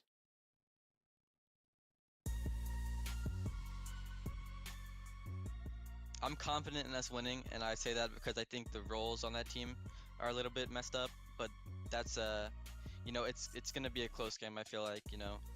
I think Oxygen is a great team, but I don't think that they've changed that much with this roster change. I don't think they gained anything nor lost anything, especially given the time. Like, I think they'll just keep where they're at, and I think that going forward, I think with more time with our roster too, I'm not too worried about Oxygen. I think they're still a great team and everything, but nothing's like really changed from like last split when we did face them. It's really hard. They got really complacent, I think, was their main issue. Even they talked about it, tweeting about how they just are just a scrim team. I mean, they were amazing in scrims. I'm not sure. I don't know if their mentality is switched, if everyone's really motivated again with the new player. It's really hard to say. I think I need to see more, but I mean, they have talented players. They've performed well in the past. We know they have it in them. Maybe the player switch is what they needed. We'll have to see. I think that, you know, they're trying to get better, and I think their change, you know, I saw that. I was like, it's cool, whatever. I don't really think it changes too much for us. I think they did get the better of us, but they also got the better of us when we were at a low as a team. I think, you know, we're starting to go back up, you know, rebounding, and I think this time we're gonna definitely just take the edge over them. Yeah, I mean, obviously we play every map but Fracture, so I mean, I think that if we get Haven in a series, I think we're very favored to win. I mean, I think we've lost only once or twice this entire tournament on Haven, so I think teams will start banning that soon, and I think still we have a very large map pool, so it's very hard to ban against us as well. Scuba in general, I think he's a great player. I think he's always consistent with how he plays, and I think he's the lurker on the team. You gotta watch out for that. He's like anchoring 2 on site, so I think he's someone to watch out for, because he can always get certain timings, or he can get like multi-frags when he shouldn't be getting multi-frags, so stuff like that. I mean, I've done it all. I've competed in CS, maybe not at the highest level, but I've been competing for a very long time. I don't get nervous anymore. Like I said, I'm just the most consistent player out of anyone. I'll get mine every time. I might not get a the flashy ego 4K, on this guy. All right, like some of the man. youngsters, but All right, bro. I'm getting All my right. 1 or 2 on site every Bring it back single down. round. Come on. You know, all of our matches are gonna start being a bit cleaner. No, but this is interesting. I mean, of course, it's very easy to point out. Rustin is not currently, or wasn't currently, a pro player. He was the assistant coach, and now he's on the main roster. It's very strange to see him come in like this. And I think the question is he going to be bringing in new ideas? Is like that going to be a good advantage? Is like, oh, hey, we need to switch something up. Is it going to be him? You could sort of add to some of these IGL calls, or will it just pretty much entirely be up to that IGL role, and like he's going to take more of that player position? Again, he has played pro before. He's an assistant coach now. Like, it could definitely be very interesting to see if Rustin will start to fit in with Oxygen. Again, I don't think Oxygen is a team. Like, I feel like a lot of these matches we're seeing this week are not competitions between teams that are going to be competing for top 2 in playoffs, but that doesn't change the fact that that Shopify did beat M80 last week, and again, if they can beat Oxygen here and continue a win streak that could help them qualify for playoffs, they may be able to try and prove that they are a top 2 team, and we'll see if that is how this ends up going. Double bans, and Shopify picks Bind, Oxygen picks Haven. Like Oxygen said, if they can get on Haven, they can probably take it, because we've seen Oxygen win pretty much every single time they've played on Haven, except for, like they said, with the exception of one single match, which does mean that Haven's one of their stronger maps, and it will mean that it's a solid map pool for them. It could very well prove, or it's a solid map pick for them that could very well prove to be solid against Shopify. Now, Shopify picking Bind here is an interesting choice. We have yet to see Shopify on Bind, I believe, unless we saw them play against Shopify on, unless we saw them play against what's it called? Unless we saw them play against M80 last week on Bind, but I don't think we did. No, we did not. So yeah, I don't think we've seen Shopify on Bind quite yet. And so there is the question of, why do they pick Bind here? They've got to feel some level of confidence, and I'm interested to see if that level of confidence will pull through in a win for them that could help them project themselves. Again, if they can win Bind in a really good dominant fashion, I think we could definitely be seeing not only will we see probably Bind more for Shopify, but we could also see Shopify again. Shopify needs to win this series to qualify for playoffs. They need this. Oxygen does not need this. They need this in the sense that they need to prove they are a team that will be competing for Ascension rather than just a team who's competing for a good placement in playoffs. And so this could be a really big match for Oxygen to win. But Shopify needs this. This is a map this is a series that Shopify needs in order to qualify for playoffs. They finished fourth place in Split 1. I believe, which is not good enough to qualify for mid-season face-off. It's not a whole lot of points to work with, and they need to be pushing here. And beating M80 last week was the map or the series that could definitely help them qualify for playoffs, but they need to continue to pull through. Or sorry, it was like third place, I think they placed. But they do. My point is, they need to continue to push through, and they need to be performing very, very highly. And again, they need to win these series. So this is big for Shopify. Not just to say, we're better than you, Oxygen, but because they need it. Oxygen's job here is to say, we're better than you, Shopify, and we are going to be competing for top 2 in playoffs. But again, they don't need this to qualify for playoffs and continue in challengers, where Shopify does need this to continue through challengers and make it to playoffs. So good. Map 2 looks so good. Map 3, I'm not too sure which direction I'm really leaning on that one. I think it really goes either way for both of these teams, but Bind's going to be an interesting one, especially because we've already seen how open it is. Much like Pearl, we still have teams that are looking to redefine it, right, in the way that they play it. We saw very standard comps before. Previously, we've seen double dive comps on Bind, but now Harbor is finding a way into the mix. We saw the Geckos a week previous. We saw relatively standard post-plant with, Vipers and Brimstones and things of the like. So there's really a lot. We know what to expect on the side of Oxygen because they played it last week. Maybe they make some changes based off of what they noticed from their own VOD. But for Shopify, they have so many options to play. A player that I'm looking at, though, in this one specifically, and I think they tweeted the other day about their performance, but is Moose, who I've always kind of held pretty high as a lurk player, a solid sentinel player. I would imagine playing the Viper here on Bind, but I'm really going to be paying attention to the way that Moose navigates this map, because I think when you do have a lurker, they need to get a lot done. I think we've seen in recent times with Bind, the Vipers maybe not doing as much in way of taking space out towards A short and feeling comfortable. And Moose is not one of those players, right? Moose is going to take that space.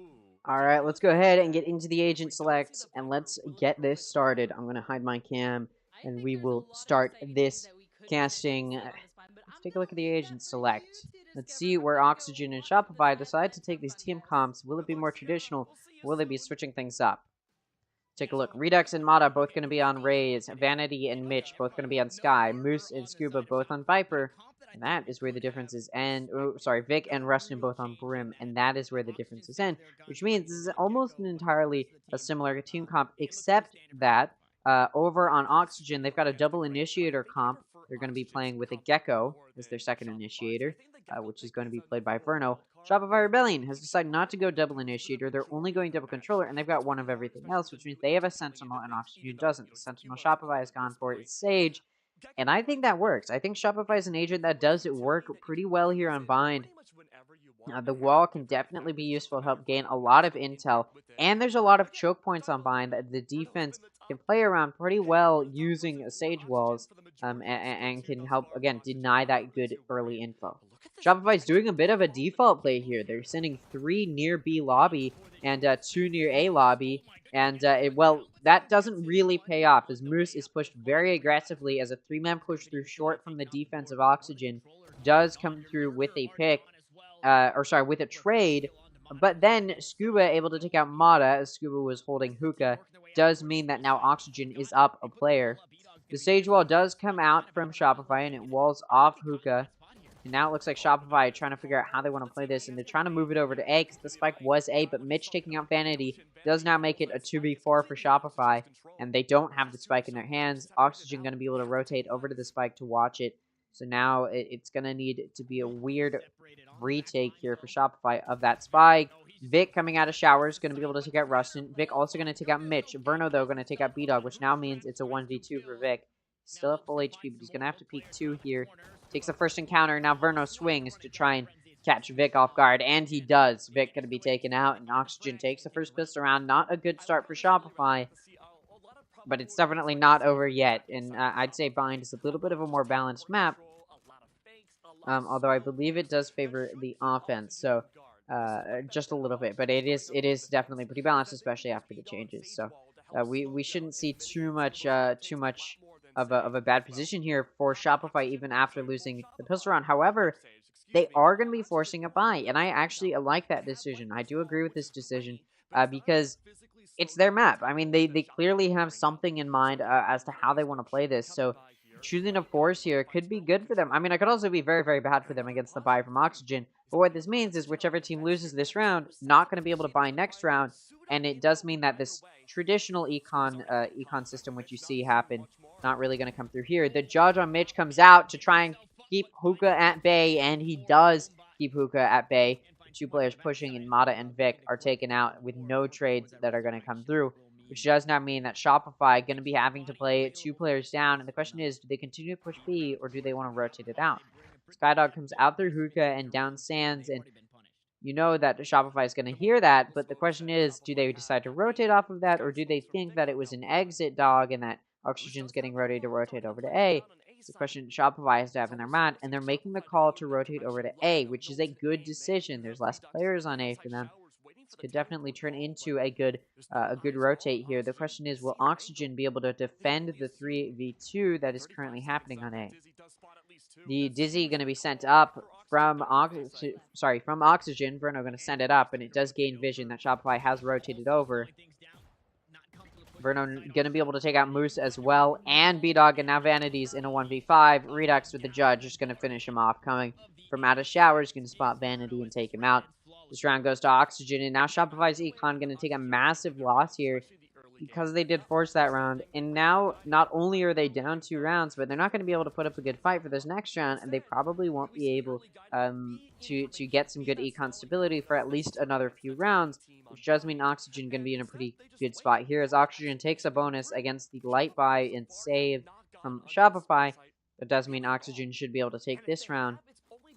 And they're going to be in a pretty good spot here to, again, force Shopify into some bad econ and continue to widen the gap of rounds that Oxygen already has. Looks like Shopify going to be pushing into short here. And Oxygen has placed 3 on A. It's a good choice. That is where Shopify's headed. The Dizzy comes up, moves on to Shopify, which does allow vision for Oxygen to know Shopify is at least sending 1 into A, because I believe only 1 of those did go out. Wingman gets sent into U-Haul, and now Verno knows it's a U-Haul play, so he sends that Molly out. It's not going to kill anybody, but Moose, who's been forced into that corner, is going to get run down by Verno, And then Vic going to be able to trade it off, however, which will keep it even. Now in a 4v4. Still only 2, or well, there were 3 on A, but now there's 2. There's 2 on B as well. And Oxygen starting to send over one more in Mitch over to A, but Redux being taken out, or sorry, Rustin being taken out, does now mean that Shopify has the player advantage. The question is, does Shopify just rotate it out of here, or are they going to continue to push this? And as Redux takes out Vanity, that is the question that they're going to have to answer. The spike has been taken down in A, and now Shopify has to decide, are we going to continue to push this? And it looks like they will. They're going to go for the plant. It's now a 3v3 post-plant that Shopify has to play, and the aggressive push out from Oxygen is stopped by Vic, who finds 2 picks. The heal going to come through as well, and B-Dog going to B-Dog going to take out Scuba. Now there's 2 players left alive for Shopify, which means this eco round does turn into a win. However, it was a bonus round for Oxygen, so they're okay with losing it, as they're still going to be able to buy this round. But losing when you're at an eco disadvantage, or sorry, when you're losing when you're at an eco advantage is not really what you want to be doing.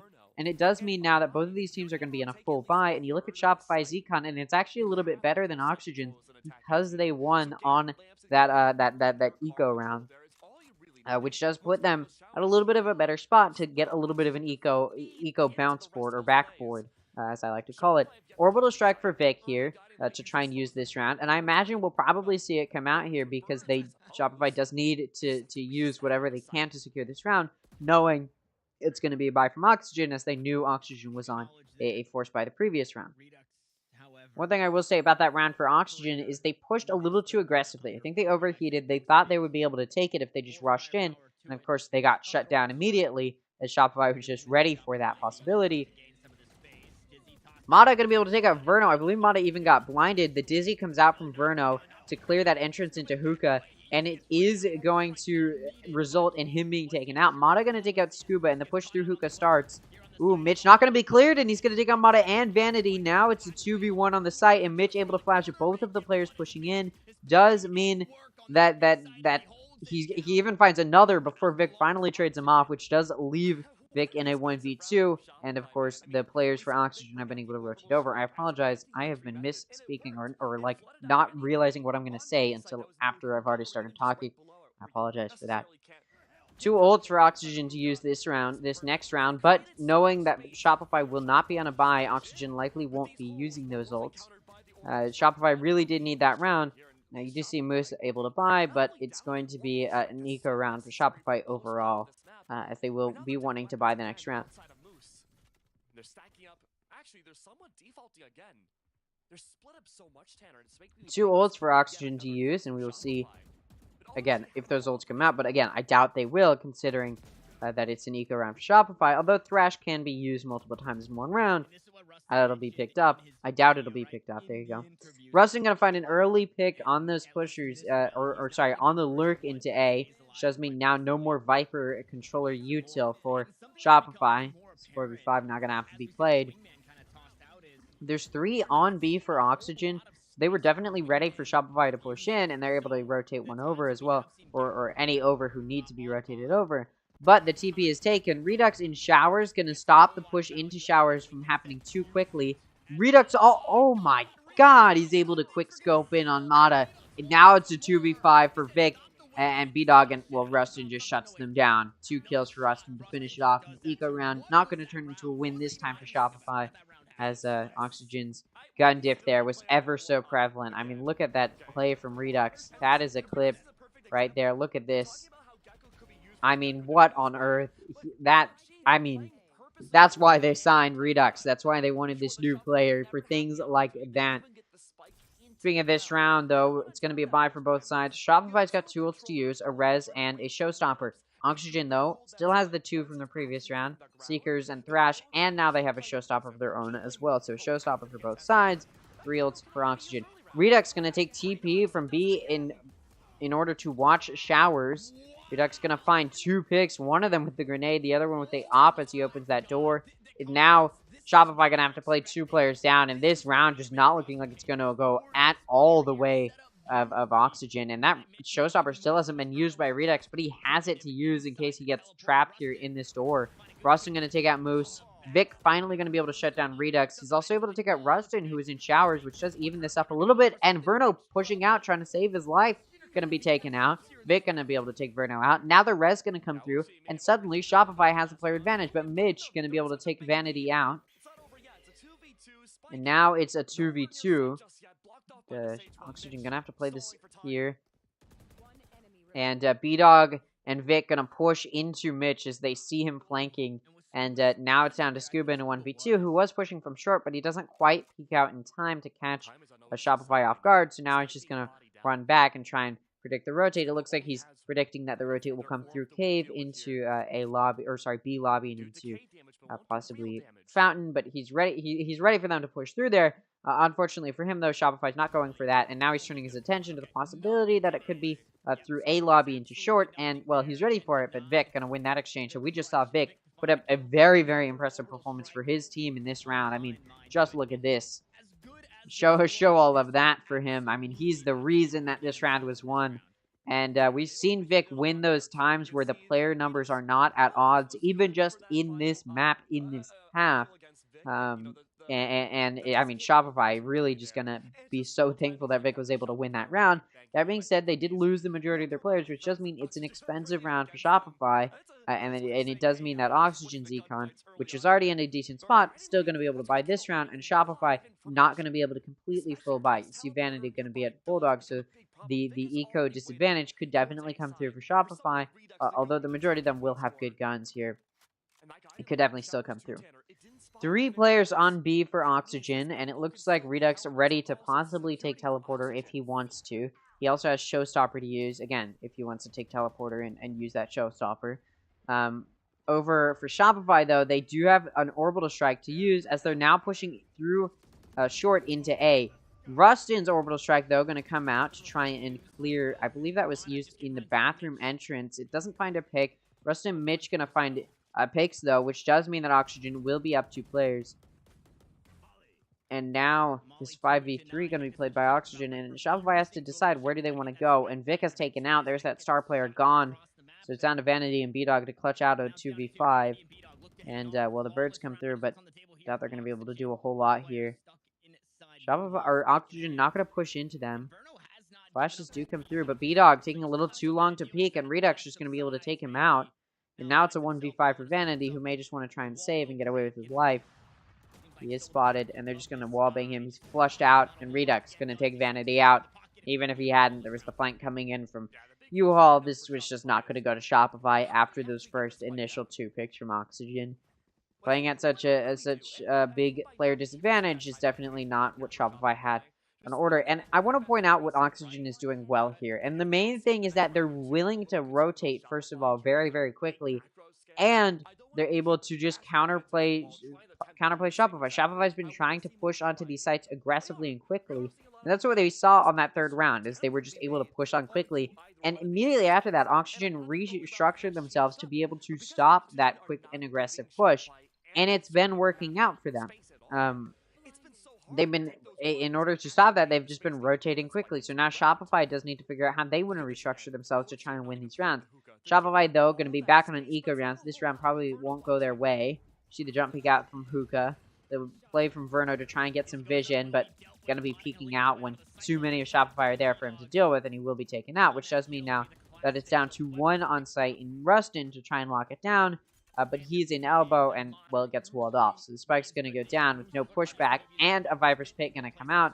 A gun has been picked up. It's now on Mata as well, which does mean this round may go the way of Shopify. They got the player advantage. Sure, they're at an eco disadvantage, but positionally, they do have the advantage as well. They do have sight.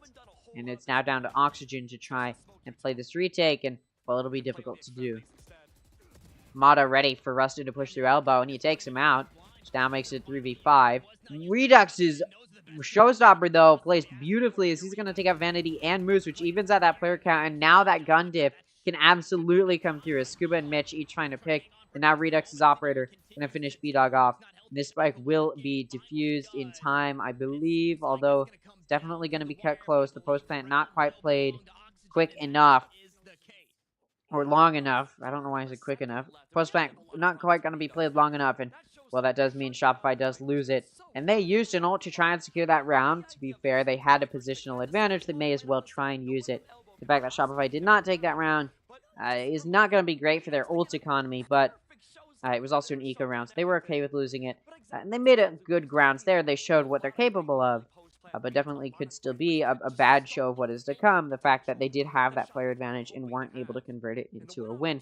We'll see if now that Shopify's back on a bye, they'll be able to recreate some of that magic we saw previously, as I believe the gun diff was probably why they lost that. Redux picking out short, going to catch the jump peak of Moose, but it's not going to find a pick. And off of that, Oxygen does decide to rotate one over to B, as Shopify is now pushing into B. And Shopify is not on site quite yet, but Vic able to take out Rustin could give them the security to push on. And as Vic takes out Verno and Mata takes out Mitch, that will now give Shopify some confidence to push on to site. With all of their players left alive, it's now going to be a 5v2 for Shopify. And, well, they got spiked down. They just need to play this post plant. And the two left on A for Oxygen may just be trying to save at this point, as, well, 2v5 may be a little bit too difficult for them to play. Moose, who was lurking over on A, looking for maybe if he can find an additional pick, but no, Scuba going to deny that.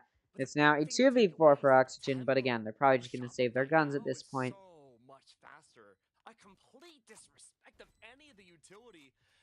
Probably just going to save their guns at this point, as there's not a whole lot else they can do. And, yeah, Shopify going to have to figure out... Sorry, Shopify going to be in a pretty good spot here. I mean, Scuba is actually looking probably for some exit picks, but not quite going to find it. He is denied. And now Redux just going to save the operator. Yeah, Shopify wins that round with 4 players up to live. That is definitely a good round. And I got to give it to Shopify. They were able to turn it around as soon as they got on a bye. And the way that they did it was pushing sort of aggressively, but not so quickly that Oxygen could just use their util to prevent Shopify from getting on. Just slow enough that they waited for Oxygen to push out, and that's when Shopify took advantage, as Oxygen was just trying to find the picks to see if Shopify was really pushing in. That's when Oxygen was able to take advantage, that's when Shopify was able to take advantage. It was played very beautifully there, and I do wonder if Oxygen will be putting up a good fight now, and if they'll be ready to not try and let themselves fall into those traps. 3 now going to be placed on B from Oxygen, trying to prevent another good B push from Shopify. It's well placed, as it does look like it will be a B push from Shopify, but the operator on Redux getting used does give Shopify the vision as to where that operator is, and they're now going to just push through Hookah. Mata going to be able to take himself out with his grenade, and Mitch going to take out Moose, which does now leave Shopify down 2 players. And now it's a 5v2 for Oxygen. And, for Shopify. Oh, wait, what? It's a 5v3 for Oxygen, 3v5 for Shopify, and this is going to be difficult for them to play. See Vanity jump peeking, jiggle peeking, trying to bait out that op shot, but it's not going to bait it out. It's going to find a pick, and now it's a 2v5 for the remaining Shopify players, who may just want to try and save their guns at this point, but they are going to continue to play for picks, it looks like. The Redux is ready for the push through tree. 30 seconds left. If Vic does push through there, he will be finished off pretty quickly. Oh, Vic's ready for it, though. I don't know if he caught a shoulder there, but he's able to take Redux out. And now Rustin taking out B-Dog. Vic gonna take out Mitch. I mean, if there's a player that could get this 1v4 here, it is definitely Vic, and he's able to take out Rustin, but the Molly gonna finish him off. It's an expensive round for Oxygen. But Shopify taking the loss there does mean it's even more expensive for Shopify. And now Oxygen is taking the lead going into the second half. And it's looking like Shopify, who was able to beat M80 last week, cannot continue to recreate that magic in their matchup against Oxygen, at least so far. Maybe once we switch sides, it'll be a different story. But Shopify does need to gain some grounds here to give themselves as much of a shot when they do switch sides. Orbital Strike for Shopify here. Orbital Strike for Shopify here on Vic. And we could definitely see that come out, as this will be a buy from Shopify. And if they lose this, their econ going to be in a pretty bad spot here. You see Mata doing a very aggressive entry. The Orbital Strike, which I did just talk about, comes out to push those who may have been thinking about defending a push into showers way, way back. And now it's a down to Shopify to continue to push in here. The Dog going to be pushed back. There's some util and a blind. But Moose coming in from short is going to be able to take out Rustin, which does now make it a 2 players left alive on site. Vic taking out Mitch now makes it only 1 player left alive on site, and he's in U-Haul. So that does mean Shopify is going to be able to push onto site here. Scuba going to be able to take out Moose, though, which means no more Viper smoke. which does allow some lack of security and could help Oxygen play this. The operator on Redux is still over on B, ready for the rotate. Shopify is not really in a position to rotate. Scuba taking out Mata, though, does even it out. Now it's a 3v3. Vanity gets caught. Verno going to be able to take out B-Dog as he turns just in time, but Vic taking out Scuba going to allow him to take out Verno as well, and now it's a 2v1. Now, the health is low for Vic and Vanity, so this is very playable for Redux. Plus, he's got an operator, so it wouldn't even matter if they were low. He can just shoot them. He sees Vic, and his Boombot gets destroyed by Vanity, so he knows where both of these players are. So the operator going to come out from heaven. He's hoping that someone will peek him. Ooh, and they do, but right as he's peeking out with his grenade and Vanity going to be able to take Redux out, and Shopify does take this round. They can close this gap up. They could definitely make it, so next half, they have a good chance of winning this. Vine being picked by Shopify was an interesting choice, as we had not seen them on it before. And it looks like maybe they weren't as comfortable on it as they would have hoped, but if they can start to pull it together here, they may be able to close this gap up. And, you know, all it would take, if it's 5-7 going into the next half, all it would take is Shopify getting a pistol round. All it would take is Shopify getting a pistol round to tie it back up. So, Shopify getting this as close as possible would be very, very good for them. Shopify, aware of the Viper's Pit on Oxygen, was probably just waiting for it to go out before they decided where they wanted to hit. So they're doing a split push here. The Viper's Pit goes out A short, so in response, Shopify now going to start the speed push, it looks like. Now, the operator on Redux is actually over on A. They placed 3 on A, only 2 on B, but there is a shotgun in Hookah in that judge. There's 2 ults for there is 1 other ult for Oxygen to use in that orbital strike. And it actually looks like, despite the Viper's Pit being on A, now Shopify will be pushing A. They are deciding how they want to play this.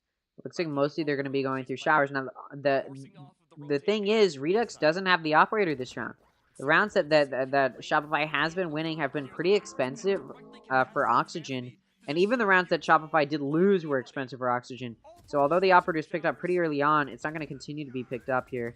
Orbital Strike comes out. Oh, and it's going to be so good. But so Rustin's going to be able to find Vic as Vic's trying to escape. Mata, though, going to be able to take out Redux. No more raised player for Oxygen. It's now a 4v4. Mata's in a bit of a tough spot here. He's a little bit pinched. And Verno going to take advantage of that, able to find the pick on a Mata. But in addition to that, he's going to take out Vanity, who was trying to help Mata escape from that position. However, the Resurrection is there for Shopify, and it will come up. And now the Showstopper can come out from Mata. They're just waiting to use it, maybe to shut down that Viper's Pit. And they will, taking out Scuba. Rustin peeks out, thinking he'll have an off angle, and he does. Going to be able to take out B-Dog. So it'll be a 2v2 now, but Rustin is very low on health, down to 33 HP. The smoke comes out from Rustin, which does create this weird confined corner that Shopify is in. But it's not like there's a whole lot of util for Oxygen to play to abuse this little weird spot, other than that Judge, which does get taken out immediately. So now it's a 1v2, and, well, Mata's Judge, or not Mata's Judge, but Mata's Shotgun in the shorty, going to be able to take Rustin out. So 2 players left alive for Shopify, and they have closed up this gap as much as they could in that half after losing the possibility to take the lead going into the second half, and even losing the possibility to tie it up. They did keep it as close as possible. So if Shopify get both on their defense and win this first pistol round, they could immediately tie it up, which would definitely give them as much of a chance as possible of taking the win here on Vine. You can see it on their faces. They're so relieved to have been able to close this up, and that's because it's big for them to close this up. It'll be very, very pivotal for them to try and get this close as best as possible in order to give themselves a chance here. And I think Shopify definitely can still do it.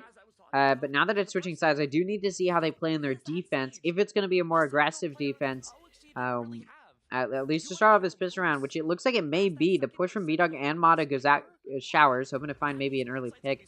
They get flashed, though, and said they just back up. And it wouldn't have mattered. Nobody from Oxygen was pushing into showers other than maybe Mitch, but he sent that flash out and got some vision and sights back up. There's some exchanges of damage, as Redux actually takes quite a bit of damage as he's pushed up in short. And that does mean, and Rustin takes damage as well, which does mean that Oxygen, although it is a 5v5, are going to be playing at a little bit of some lower health here. Double flanks coming through from Vanity and Vic from either side of this hold that Oxygen has. Redux is seen by Vic. And as Vic takes out Mitch, Redux is going to have to stop Jiggle peeking out that corner. Vic going to be able to take out Mitch. Does now mean that the player advantage is in the hands of Shopify, but the flank from Vanity does not come through with a kill, as Verno going to shut him down, which will result in a trade. Vic going to be punished for being on the flank, flushed out by Verno into the hands of Redux, which now means the player advantage is actually in the hands of Oxygen. And as Rustin has been able to get onto B site, the rest of Oxygen going to follow as the call comes through that B site is clear, although CT isn't clear. Moose and Mata are both there. B-Dog all the way over in A showers to lock it down. And as this spike is going down on B, he's going to have to take a very long rotate over. But Moose may be able to do some damage to allow some time as he's able to get Redux, but he's immediately traded off, which is not what you want when you're down players. Now Mata from CT just going to try and play time a little bit here. Get ready to push in. There's a double hold here from both Rustin and Vernon, who are both low on HP, which is why it's a double hold. Mata going to take out Rustin, though. The spike is tapped, and well, Oxygen does have to push that, and they do. Verno going to take Mata out. Now, B-Dog, though, doesn't know where Verno is. But he's able to take out Verno, but the Frenzy's mag of only 13 bullets, not going to have enough to continue the spray onto Scuba, and Scuba will take this first pistol round in the hands of Oxygen. And again, if Shopify had just taken that pistol round, they would have been immediately able to close it up, but the fact that they didn't is not at all good for them, as it does now mean that Shopify is going to be at a big disadvantage here to start off this half. When again, if they could just get that pistol round, they would have been off to a good start to close this gap up and keep it on an even playing field coming into this half. But losing that pistol round is so bad for them. It's so impressively bad for them, and we'll see if this eco round will turn into a win, but I doubt it will. The force buy from Oxygen will be playing. They're actually going to save two of their guns, or two of their players, having one with a Frenzy, one with a Ghost, to save some econ.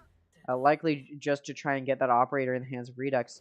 Scuba going to take out B-Dog, who is pushed out into showers to grab the orb. And Rustin taking out Moose will immediately not tie it up, but will immediately give the two-player advantage to Shopify. Vic, though, going to take out Redux and Mitch, which does even it up for a split second before Scuba trades him off, which does now mean it's a 3v2. So Shopify could definitely play this retake, but they're at a gun disadvantage here. Just only having sheriffs, and they're at a player disadvantage, so it'll be difficult. It looks like this postman from Oxygen going to be played all the way back in that A lobby. Time has been played well, though, and the spike still has yet to even get halved. So the molly coming out will mean that Shopify... Ooh, it misses, though. Which does mean Shopify can start this defuse. They do need to. Mata going to take out Rustin.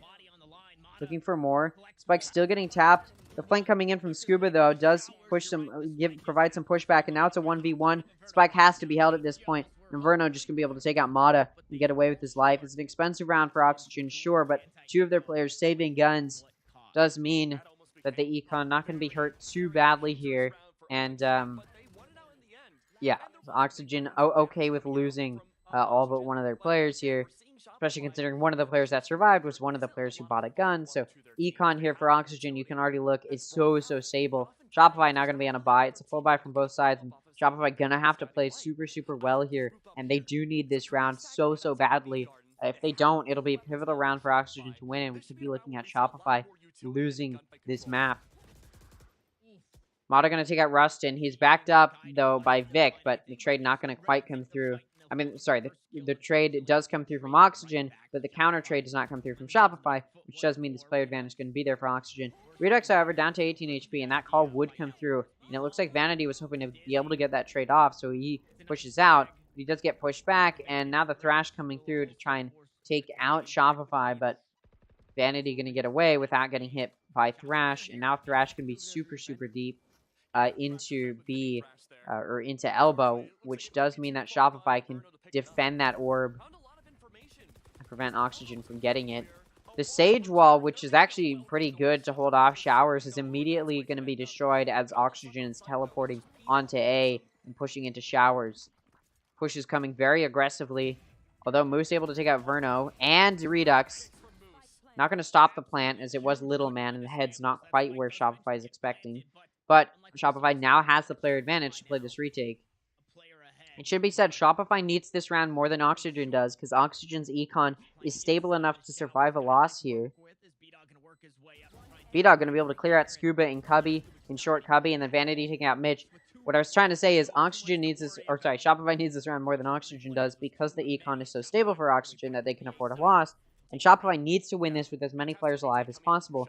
And they do win with the majority of their players alive. Sure, it's not a flawless, sure, it's not 4 players alive, but it is the majority, which is enough for a bye. So Shopify's in a decent spot here. And now this next round, which will be another bye from Oxygen, will be another pivotal round that Shopify needs to win, because it'll destroy the econ for Oxygen, and Oxygen taking a timeout to make sure they don't lose it. Still no timeouts taken by either team. I'll point that out here. I mean, the fact that Shopify has taken no timeouts is actually really, really surprising here. Not sure what Mata was doing there with the cup. But yeah, Shopify not taking Shopify. I forgot what I just said. You look at Shopify, and I will point out, look at Vic. 18 kills above the duelist of Mata. Like, Vic is such a powerful player here. I can't get over how powerful Vic has been for this team. Vanity, obviously being the IGL, going to be the bottom frag, not able to focus as much. I want to say, though, Oxygen is playing so well consistently. I mean, 16, 13, 12, 11, 9. Very well playing together versus Shopify, where you have like Vic carrying, Mata carrying as well, 7 kills above B-Dog, and the rest of the team sort of almost sandbagging.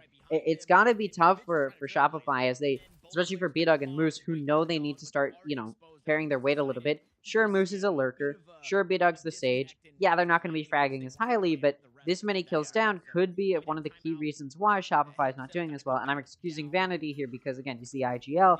It's obviously not an excuse to not frag well, but it does make it difficult to do so. So I give him I throw him a little bit of a bone here, as that you can expect the IGL not to maybe be fragging as highly as some of the other players.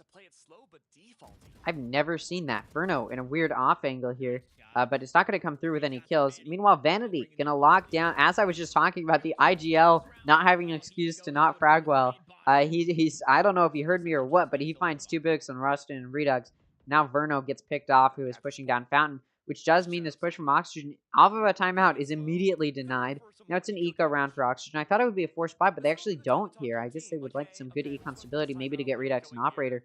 B-Dog going to take out Mitch, and now it's just down to Scuba in a 1v5. And, well, at this point, he may just want to save a gun that he does have. Oh, he's able to take out Vic, though. Trying to get some exit frags. He's just going to push up long. He's looking for more. He's looking to be greedy. Overheat a little bit. As that... Ooh, does spot Vanity. And, well, Mata now going to peek out and take Scuba out. So this round does go to Shopify. They only lose one of their players as well. It's an eco round from Oxygen. Again, I think they may be just trying to get... I mean, I don't think they needed to save, but maybe they did. Maybe I'm mistaken. It looks like maybe they did, although I thought their econ was better than that. So that does mean that Shopify should have been able to take that round pretty quickly, and they did. So now Oxygen going to be on a full buy. Shopify going to be on a full buy. 3 ults for Shopify to use here. There's an Orbital Strike, Showstopper, and a Resurrection. Oxygen only has 1 in the Viper's Pit, but that Orbital Strike is really close to being up. The Showstopper is really close to being up, and it looks like they're going to go into Bath, likely to try and grab this orb, and they take out Mata, which should allow them to get this orb. The question is, does Rustin take it, or does Redux? And it looks like it'll be Redux who takes it. Oh, no, sorry, Redux doesn't need it, as he found that pick. So now somebody else can grab it, whether it'll be Mitch or Rustin. Rustin's too far away, so it'll probably be Mitch to get himself 1 point away from his ult. So next round could be really good for Oxygen. Over on Shopify, though, Mata, who had 1 of the ults, is now dead. So Shopify will need to play this. And B-Dog does have a res, so he could res Mata, but I think Oxygen knows that. So they're guarding that body very, very heavily. And now they're sending a dog out to check and see if truly they are trying to play for the res, which Shopify isn't. Now that the spike is going down, Shopify going to send out an Orbital Strike to try and punish anybody who's planning, but it's actually Little Man. So the Orbital Strike is wasted, and now only 1 ult for Shopify to try and secure this round, and it's a res, and, well, they're not really in a position to res any of these players, so they're going to have to play this retake at a player disadvantage. They don't really have any ults to try and use to secure this round. This is going to be difficult. The spike is tapped, and now Oxygen has to check it, and Rustin able to take out Vic. Moose going to take out Redux, but he's traded off. Ooh, Vanity going to be able to get the spike halved, but nobody going to be able to cash in on that as Roston going to take Vanity out, and then B-Dog going to be taken out as well. 4 players left alive for Oxygen makes it a very successful buy round. Now, the econ stability that Shopify has been able to build up is going to continue to be built up here. They're going to be able to buy this round. However, it's not a good position for them to be in to lose a full buy from both sides, although Oxygen did just take a timeout, so that's probably why their play started to be playing well here. It is a little bit of a tough spot. Now let's go ahead and take a look at these ults. Like I said, this round would have meant a lot of ults for Oxygen, and it does. A Showstopper, Seekers, Orbital Strike, Viper's Pit, all of those are in Oxygen's hand. Over at Shopify, they only have 3 ults, which is still quite a bit, but it's the Seekers, Showstopper, and Resurrection. We could definitely see those come through. The Orbital Strike and the Seekers and the Showstopper already all coming out from Oxygen to take site here. I imagine they want to get on site and get that Viper's Pit down.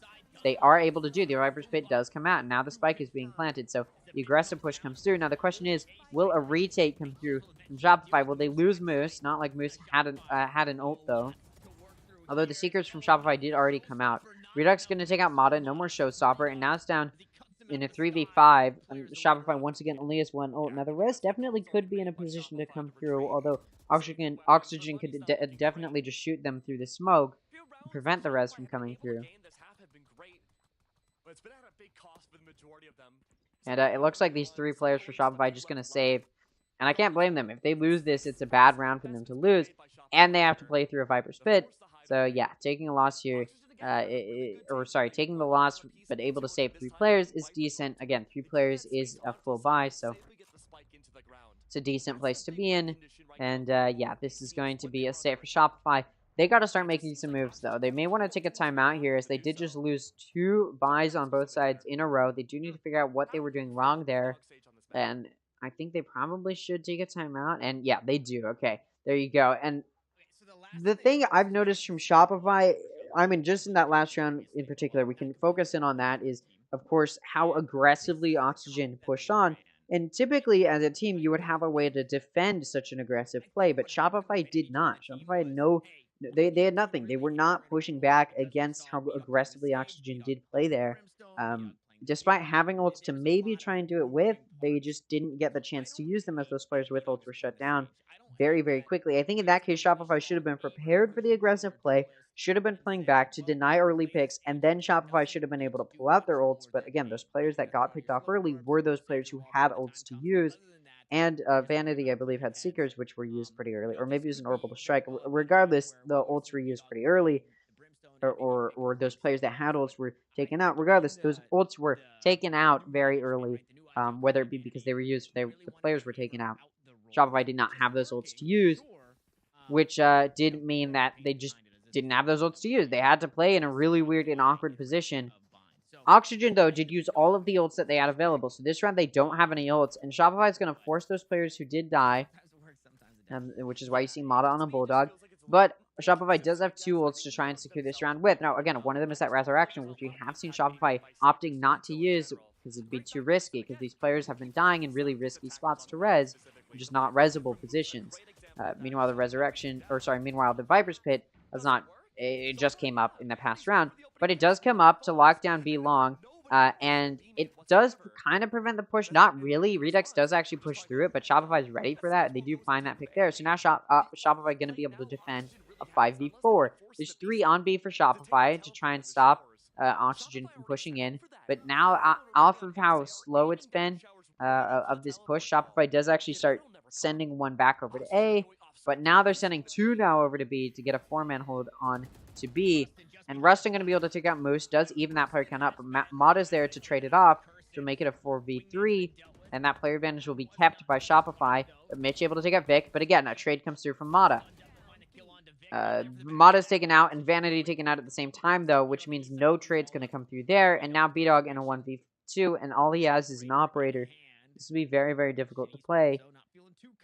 Spike isn't going to go out yet. It actually looks like Oxygen wants to push into CT, into Hall for some reason, but B-Dog's op is going to be too much for Oxygen to even think about handling, even though they did do that double peek out. And now it's a 1v2, and Scuba now knows that the operator's in B-Dog's hands. So he's going to be playing a little bit safe here. It actually looks he's still going to push through Elbow. So he knows that res is going to come through. Doesn't look like they're ready for... Oh, they are. B-Dog going to take Scuba out. They definitely weren't for a little while there. But yeah, that push through elbow into Hall going to be stopped in this round. Going to go to Shopify, although barely. And they did have to use that res to get it. They did get it. Both ults from Shopify were used this round. One of which was used to find a kill. And I'd say that res was also used to find a kill. So I'd say both those ults were used effectively. But now that they don't have those ults, will they be able to put up a good defense? That's what Shopify needs to be putting up here. I mean, they're down a lot of rounds here, and, well, Oxygen's 2 rounds away from a win. They do need to... Shopify does need to start putting up a good fight here to take this map. And this is a pivotal map for them to take. This is their map pick. Oxygen's pick is Haven. And although clearly Shopify's confident enough to let it through, I doubt it'll be a super solid performance here. Redux beautifully moving, gliding into showers to try and clear it, but Moose just going to stop that in its tracks. And now it's a 4v5 for Oxygen, who need to decide if they're going to continue to push into A. It looks like maybe they're thinking about it. 2 going to keep going in through shower. 1, though, is watching short. This 4v5 will definitely be difficult for Oxygen.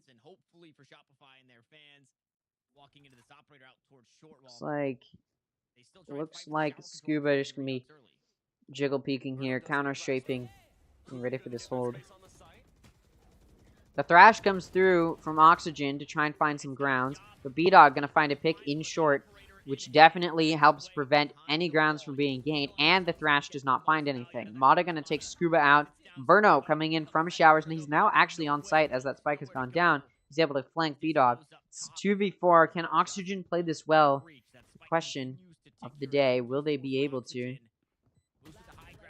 Moose going to take out Mitch, and now it's a 1v4 for Oxygen.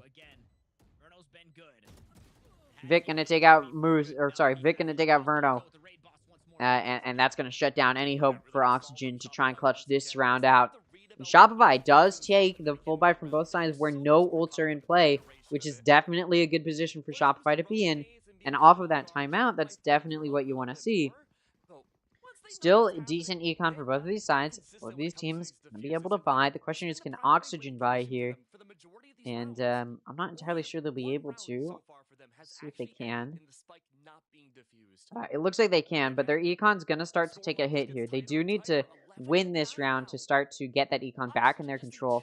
We've seen these 2 rounds being traded. It went 2 rounds for Oxygen, 2 rounds for Shopify, 2 rounds for Oxygen, now 2 rounds for Shopify. Timeout being taken by Oxygen, hoping to get 2 rounds themselves. The question is, can they? I mean, this is not a good pattern for Shopify, so if Oxygen does get the 2 rounds, they'll just take a win. So Shopify does need to stop this pattern, and Oxygen taking this timeout is going to try and prevent Oxygen from stopping the pattern. Yeah, Shopify's in a weird spot here because what am I saying here? I want to point out for Shopify, although after that first half, it looked like Vic and Mata were really carrying what little that the team had. But you now look and you see B-Dog starting to pull through, Moose starting to pull through, Vanity starting to pull through. That gap that Vic and Mata had, while still definitely there, is starting to get a little bit thinner or a little bit closer together in those kills, or at least the whole team is now getting kills together rather than it just being 2 players getting the majority of the kills, which is definitely where that's definitely where Shopify wants to be, and we'll see if this defense is going to be continued to play well. Or is going to continue to be played well. There you go.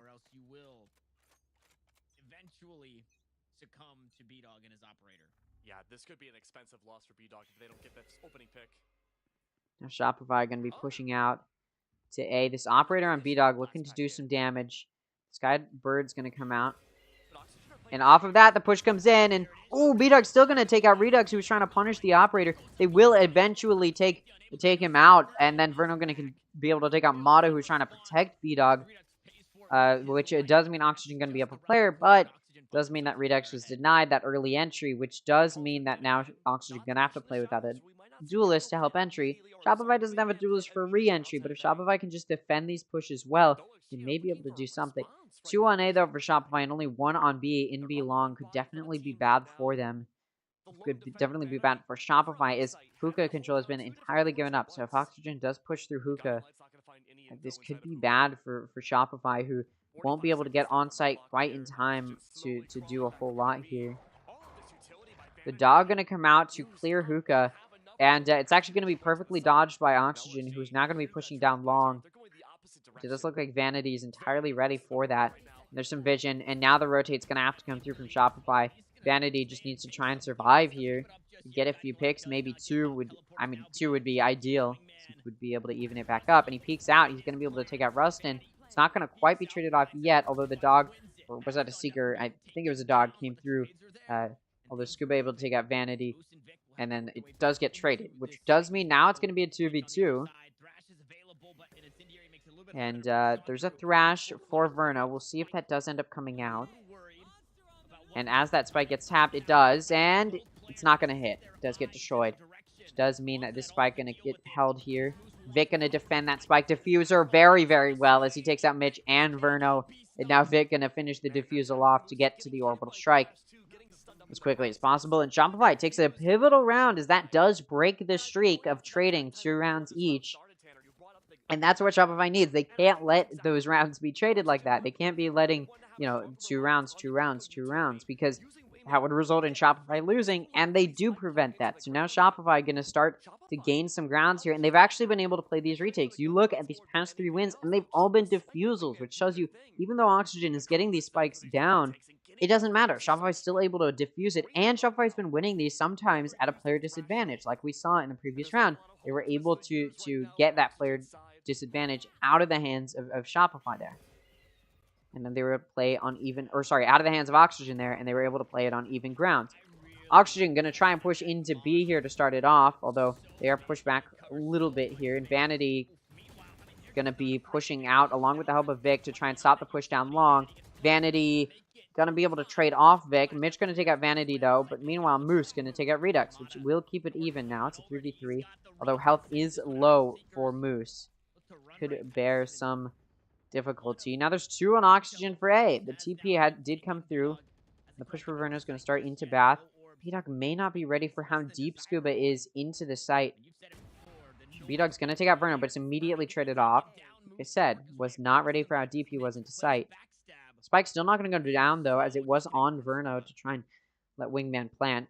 So now Scuba going to pick it up. Now the question is, does he take it over to B? And it looks like he's going to try to. Mitch is flanking, and he'll have a really good flank here. Oh, maybe not. Moose is ready for it. They're going to start rotating over, and Mitch ready for Moose to peek out. And now Mata's got to be ready for the fact that Mitch is there. Flash going to come through, though. It's a good flash. Mitch knows where Mata is. Mata's just going to run up regardless. He now knows it's definitely a B push, and he needs to try and stop this plant because he likely won't be able to retake by himself, and he knows there's only one right now. He needs to try and take advantage of it, but he's Viper mollied off, and he's not going to be able to. And now he's going to have to play a 1v2 retake. Did he just shoot a body? And he does take out Mitch. Scuba going to be able to trade it off, though. And now Oxygen has taken the 12th round. Shopify needs to win 2 in a row to tie it up and take it to overtime to try and take bind here. And although their defense has looked very solid, and well, more solid probably than their offense did, may not be solid enough. And Shopify trying to finally gain some footing here. Going to have to put up a really solid fight. They've got another timeout to use if they want to use it right now. I'm not entirely sure if they did. But they could to try and secure these next 2 rounds. They don't, though. And we'll see. Maybe they just think there's nothing else we could be doing differently here. Orbital strike for both of these teams. Oxygen, in addition, has a Viper's Pit. Shopify, in addition, has Seekers. So we will likely see these ults come out, especially from Shopify, who this could be the last round. Scuba going to be pushing up into the Viper Smoke, hoping to do some damage. But, well, he gets spotted, and he's immediately taken out in response. And B-Dog pushing out with that Operator down showers, hoping to find a pick. Going to get denied twice. Mitch trying to punish it, but not quite in the position to do so.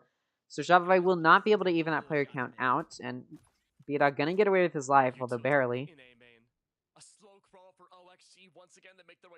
Oxygen just getting ready to push entirely through short here, it looks like, is their plan. But Vic's Orbital Strike could really do some damage. And it does come through, and it does push them back. And as Redux is trying to entry through the Orbital Strike, he gets taken out by Mata, which will now even that player count back up. It's now going to be a 4v4. Health a little bit low for Mata, health a little bit low for B-Dog, but for the most part, it is pretty equal here. Mitch going to start pushing through showers with the rest of his team. Mata should be ready for, or sorry, Shopify should be ready. I don't know why I said Mata. Shopify should be ready for that, though, and should be ready to stop the push through showers. The Brim Molly does help ward back Oxygen. Mutil, I believe, is likely about to come through in that Viper's pit. Vic pushed up so close. They'll likely clear it, and he's not even going to get a pick. Spike going to get planted here, and Mitch just going to push through the Viper's pit. It's now a 2v4. Shopify has to win this. There is no losing this, and Mata getting cleared out quickly, and then Vanity getting taken out. Shopify loses it. They will lose this map. And the first map does go to Oxygen, and that's a big map for them to win because this is not their map pick. Next map will be very, very difficult for Oxygen to try and pull through on. Will be very, very difficult for Shopify to try and pull through on, considering it's one of Shopify's best maps. They've only lost on it a single time. We could definitely see that come through to bite them. And I am very interested to see, will Shopify be able to pull through and keep it to that third map? Again, Shopify needs this to qualify for playoffs. If you want to look at where they placed, I'll show it again. I know I already showed it, but I'll show it again. Where they placed in Split 1, not qualifying for midseason face-off. They were already at a pretty bad spot. They were in 10th place. Okay, that means they only got 6 points. Or sorry, 4 points. I don't know why I said 6. That means they only got 4 points, or circuit points here, which means they need pretty much to get a good win streak here in Split 2 if they want to qualify for playoffs. They pretty much need to win all the series that are to come. Now, they did beat M80, and I think they might have a chance even if they lose this. But if they do win this, it continues to put them in a good spot to ensure themselves a spot in playoffs. Again, they might be able to win if they beat Turtle Troops next week. They may still be able to qualify for playoffs, but they'll have to get lucky, and I don't think they want to leave it up to luck. They need this win against Oxygen to ensure themselves a good spot in playoffs, in addition to a win against Turtle Troop. And losing this first map is a bad start to the series. That doesn't mean they're out yet. Don't count them out. They can still beat Oxygen if they can take Haven here, which I think maybe they can. The difficulty will be split, and I think that one will be a little bit closer. But again, Shopify needs to get it there first. And I'll remind you, Bind was Shopify's map pick, and this is a map we didn't have a whole lot of data for Shopify on, and I think they were hoping that would play to their advantage. But it didn't. It ended up playing to Oxygen's advantage, who just had a stronger Bind play. I mean, they've already played Bind. They played it against TSM, so they sort of knew what they were doing, maybe a little bit better than Shopify. Obviously, Shopify picks it. They think they're going to be decent at it. And it should be said, Shopify did let Haven go through to be picked by Oxygen, so clearly they have some level of confidence. I don't know, though, if it'll be enough for Oxygen to pull through and take Haven. Or sorry, I don't know if it'll be enough for Shopify to pull through and take Haven, considering it is Oxygen's best map. But again, they let it through, so clearly they have some confidence on it. They knew it'd probably be picked by Oxygen, so clearly they think they have some chance on it. But I believe very likely they were really banking on being able to win their map pick and then going to a decider, rather than needing to take Haven in order to get to that decider. So Shopify's definitely in a tough spot overall. Let's go and look at Shopify's performance. There you go.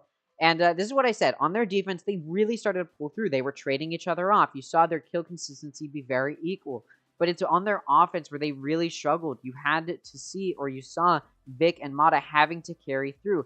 Vic 8 kills above Mata. Mata 6 kills above B-Dog. And then you had these bottom 3. And that's not what you want to see. You don't want to see 3 players from your team not playing at the same level as the rest of your team, because it means you're not trading each other off.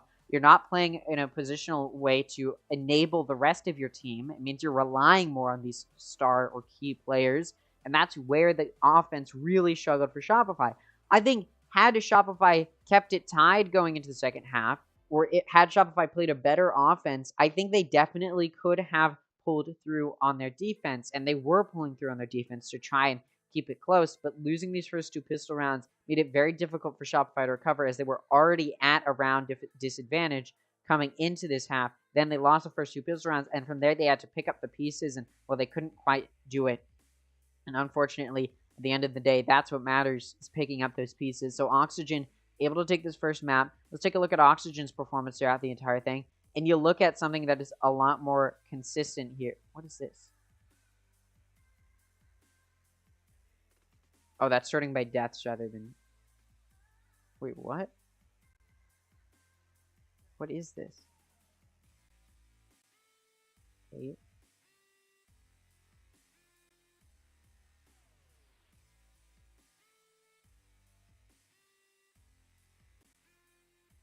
I'm so confused. Anyways, what was I talking about?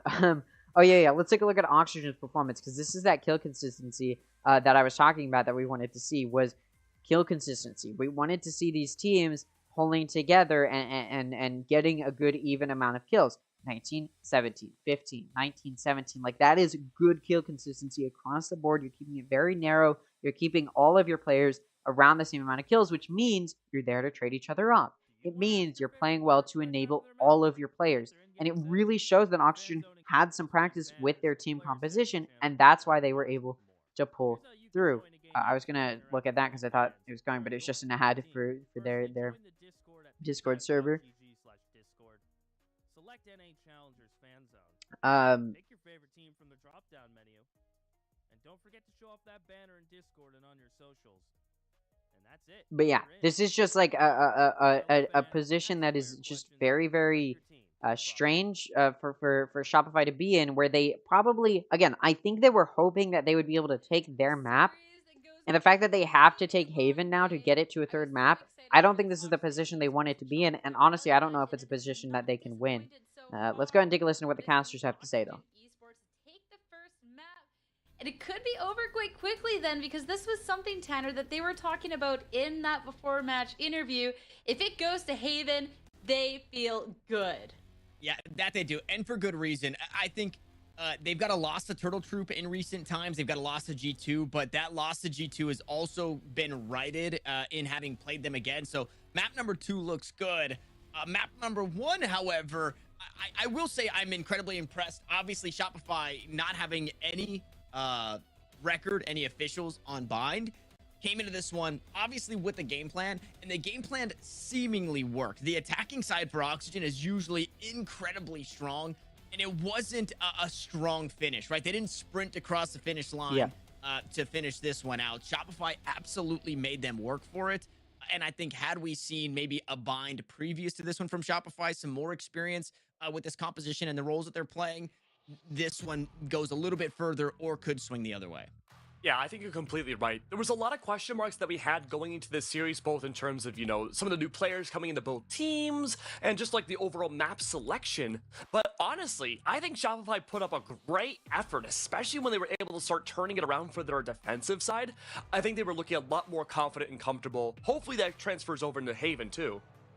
Well, something that catches my eye over on Bind is we had a fantastic performance coming out from Vic and looking at Mata as well. But then when you start to dive into things a little bit deeper, you could see on the end of Oxygen Esports how consistent everybody on the team was in comparison to Shopify Rebellion, where it was standout plays, those kind of standout performances to kind of take them over the edge at some point. So imagining in a world where this is a map that Shopify Rebellion really could have taken. So I'm looking at this Haven to see if everyone can come up together to try and take us to the map 3 at this point.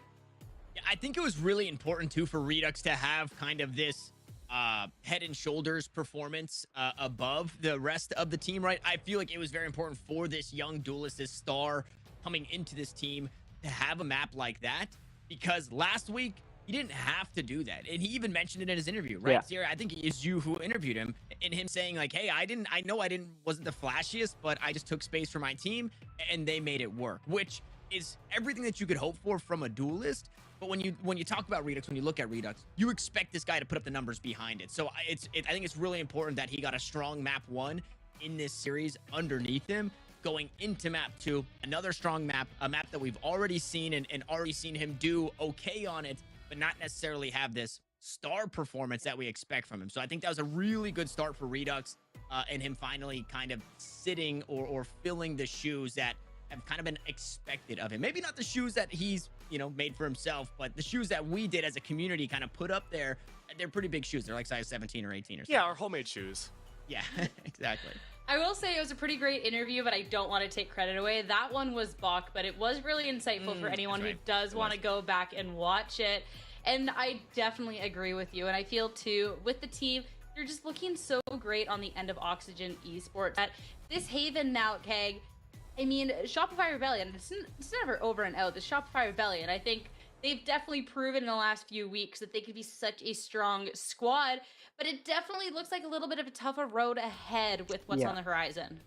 I think it'll be a tougher road ahead, Sierra, but I don't think it's the end of the road for Shopify either. They've been able to succeed in the majority of the matches they played on Haven and Split 2, but if it's anything they go off of, the defensive side of Bind looked great, and nearly 70% of the rounds played on defense for Haven 2 go in Shopify's favor. Should I be the one to say it? Should I say that we might go to a map 3? Should I take the No. Should I take the blame? I don't know. You are gonna be I'm gonna the be new honest. curse Although I think Shopify has a over chance, here I don't on think we map will. threes, that's all I'll I say. just But think hey, this between these two teams, doesn't I really have a definitely whole would lot like of to see how of things hope here. transpire What on the Split. heck? When I'm thinking of Oxygen Esports, how confident they were out of any Got like map, 20 Tanner, that they could have notifications. said, oh yeah, this is our map, if we pick it in the pool, like, we're fantastic. They were looking at their opponents banning it. The fact that this is where it is, I mean, that All just right, speaks give me 1 volumes. second. All right, here we go. Yeah, it just speaks volumes, like you said. This is a map where everybody can get activated for this team. I talked about they have 5 strong players that Shopify have to shut down, right? It's not just kind of doling Koala Noob in these aggressive hits and making crazy plays. It's not doling Nismo and Xander working hand in hand in their ability to anchor sites. It's really everybody that Shopify have to worry about. And also, I meant to bring this up earlier. The last time that these two teams played, this map pool was almost very similar. It was Bind and Haven, the first 2 maps, followed by Ascent. Obviously, we're going to be going to Split for map 3 if we get it. And the wrongs were righted, I guess, in the Bind, where Shopify won it last time. Now Oxygen get it. But I think anything is possible for Haven. I don't think things are going to be too crazy because the comps remain relatively the same. I don't know. Obviously, Shopify are ready for the get-go because we've seen Oxygen play it. But are you really ready until you kind of get in the server and feel it out and see how Oxygen actually do? So I think we are in for a pretty close map too, although it looks good on paper for Oxygen. I think Shopify could, like possibly, Keg, like you said, find a way to take us to a map 3. It's something too that last time All right, let's just enough talk. Let's get into it. We're getting into this map on Haven. Hide my camera. Thank you, Christopher Saxon, for subscribing. Appreciate it. All right, and we will go ahead and get into this map. Let's go ahead and take a look at the agent select. Rustin and Vic both going to be on Killjoy. Vanity and Verno both going to be on Sova. Redux and B-Dog both going to be on Jet. Mata and Mitch both going to be on Breach. And that's where the differences end. The main difference here, or the only difference between these two team comps, is Oxygen is going to have an Omen. Shopify is going to have an Astra. Talk about it a lot. Sova and Sky can be used interchangeably. Omen and Astra can be used interchangeably. And in this case, we see one team with Omen and one team with Astra. It's because both of those agents do have a pretty good. They have good util to use on Haven when you need to cover such a big distance. Both of these agents are really good at doing that. I will say people tend to prefer, or most teams tend to prefer an Omen because of that more aggressive util in that blind, which can definitely help to enable a lot of good plays for your duelist or for some of your other initiators or other players versus an Astra, which is going to be more about defensive playing and not so much that aggressive playing. But we will see how this does end up shaping up as Oxygen starts on this offense, and we know how powerful their offense on Haven can be. B-Dog going to push down short, hoping to find a pick into A lobby, but Oxygen has almost entirely swept by him, and the two that haven't are now going to be peeking him. And, well, his crosshair is just a little bit off mechanically. Not going to be there, and he loses. Not going to be able to find a pick either, which does mean now Oxygen going to be able to push onto site, and they have a player advantage to play post-plant with. Redux going to be able to take out Mata as well, which means now it's a 2-player advantage. And Oxygen, although they're very low in health, do get away with that spike plant. Mitch could be killed very, very quickly. Vanity takes out Redux. Mitch isn't going to be killed quickly. He's able to get a pick before he goes down. Vic going to take out Mitch, but straight off by Verno, which does leave Moose in a 1v3. The 2 players that were decently low on health are now out, except for Rustin, who is is low on health, but it's going to be backed up by his teammates. Now Moose going to rush around quickly, going to be peeking 3, and not quite going to do anything. It's Verno going to take Moose out. A little bit of BMing there for Oxygen to start off the first round. And it's looking like Shopify going to have a difficult road ahead of them to try and counterplay the Haven on this map from Shopify. Or sorry, trying to counterplay the Haven on this map from Oxygen. I'm misspeaking a lot here, but we'll get into it. Looks like it's going to be a light buy from Oxygen, and they're going to start their push into A once again. It's only going to be Vic to lock down A, as Shopify is reading a C hit. It's a bad read. It's not going to be where Oxygen is placing their players this time around, and Vic is going to be concussed or have that concussion go his way. He's going to be the first to know the true scale of this Oxygen push, and he's going to play back, hoping his team can kind of back him up a little bit. And Shopify does split up a little bit. Instead of having 4 on C, they now send 1 over to B, but it is still 3 on C, reading the possibility of a C hit. And Oxygen do push up in A. They don't find anybody. They haven't done any damage, and they have no vision, so they're just posted up in A lobby and in A long.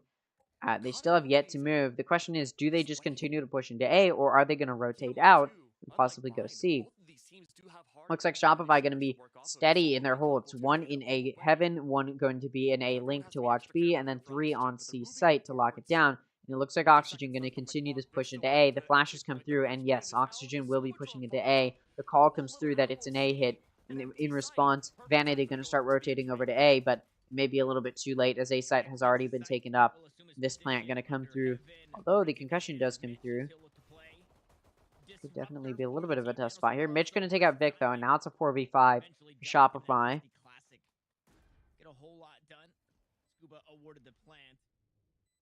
But again, this will be very difficult. Now that Shopify's at a player disadvantage, and they already have the gun disadvantage, it's going to be very difficult. But B-Dog going to catch a nice pick onto Mitch, which will even this player count up. It's now 4v4, but the gun diff will definitely still be prevalent. Mata going to take out Redux, but it's immediately traded off.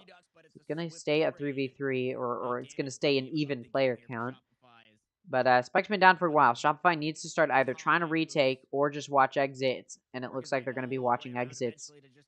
B-Dog's going to be pushed pretty heavily. The question is, will he find a pick? He tries to flick over, but not quite fast enough to take out Rustin, who's going to finish him off. And now Shopify will be just dying to the Spike here, maybe trying to find an additional pick or 2. Not quite going to find it. Moose and Vanity going to die to the Spike. This round going to go to Oxygen. And now Shopify, it's the pivotal question of... now Shopify is the pivotal question, or we can ask the pivotal question of Shopify. Will this buy round convert to a win? And if so, how many players will be left alive? And that's what Shopify does need to push through here. Obviously, they do lose the pistol round, but it's just a pistol round. As long as you can take this round, which you know will be a bonus from Oxygen, you should be able to get some econ moving in your favor. Although Oxygen has actually bought a few of their players additional guns, it will still be a bonus for Scuba, and Sheriff will be held by Mitch. So it's still going to be a bonus, and the gun diff should be in the advantage of Shopify. See the spraying come through from Vic down C long. It actually does good damage to Verno and a little bit of damage to Redux, which does prevent Oxygen from pushing too quickly here. Sova drone comes out, and Vic going to be able to take out Redux, who was trying to entry, and now Oxygen just going to back up off of C, and it looks like they're going to turn their attention towards B, where Mata is waiting with a concussion. Off of some turret contact, that concussion will come out, and then I imagine he'll peek off of that. So they're playing off of contact right now, and the contact does come through. The peek comes through, and now they know nobody's pushing in yet to B. They're pushing back a little bit. TP comes through from Scuba.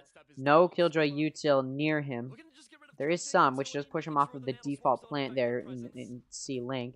Scuba gonna be able to push that Spike down now. Vanity not gonna be able to wallbang him there, as my voice stops wanting to say what I want it to say.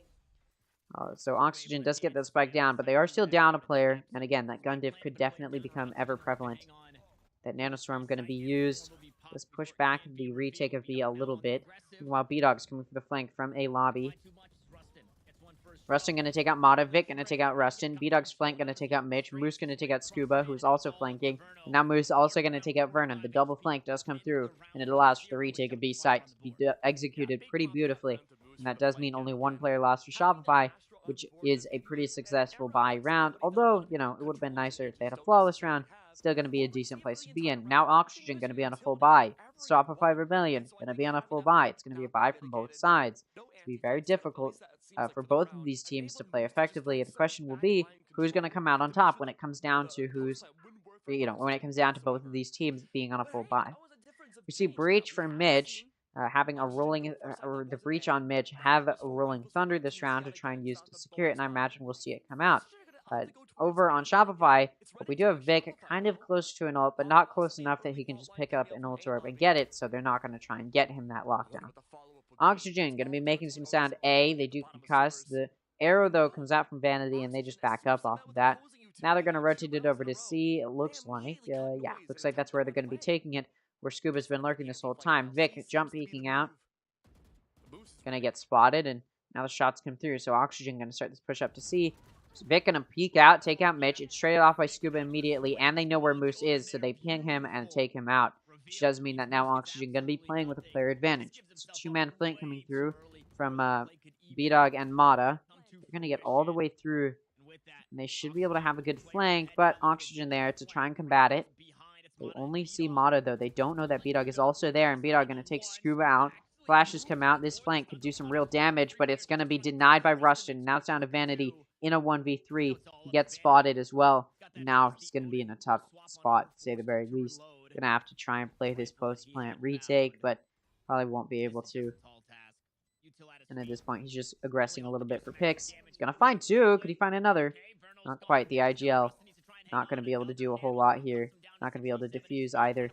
And he's actually able to take out Rustin. No time to defuse, though. He definitely tries to go for it. He should be able to get away with his life. Maybe it'll be close. He does. He does get away with his life. But Oxygen will take that round despite losing all of their players, which in the hands of or I'll give it to Shopify. That was definitely an expensive round for their opponent, but it's not going to be enough to do any substantial damage. That definitely could come through to matter here. We're seeing most of Shopify not even play for site control to retake Spike. Instead, there's a double up going for the flank each round. And while it's a great benefit, two ults for Oxygen in a Rolling Thunder and that from the Shadows. There's also a lockdown for Vic.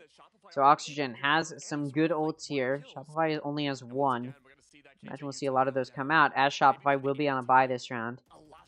Forcing a bye for some of their players. B-Dog not going to be on a full bye. Going to instead have a Guardian, but see if his aim going to be crispy enough to allow that to come through.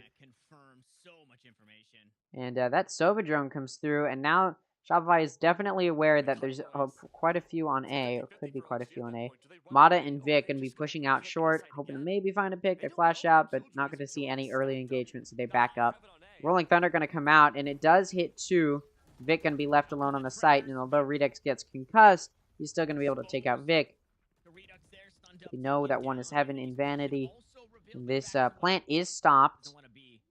Using some Breach Blast, but it's not going to be able to stop the plant for long. And Verno going to defend the Spike Planter as he takes out Vanity from Heaven. And now it's a 3v5 for Shopify. It looks like they're just going to go for the save, and I can't blame them. Retaking on A is incredibly difficult. In fact, you usually just have to hope that you can stop the plant on A, but because they weren't able to, and they did lose two of their players, they're really not going to be able to have a very good retake. So they are going to be going for the save. We saw Vic's utility littered all through A long, perfectly bypassed by Redux, and the timing of all of it going on. There's a Blade Storm for Redux from the Shadows for Oxygen. Still two ults for Oxygen. Still two ults for Oxygen. Although one of them has been swapped out. The Blade Storm now in Redux's hands. The Rolling Thunder that Mitch did have at the beginning of this round was used to take site. And I'd say it was used pretty well. In addition to that, Oxygen has Verno and Rustin only 2 ult points away from their ultimate abilities.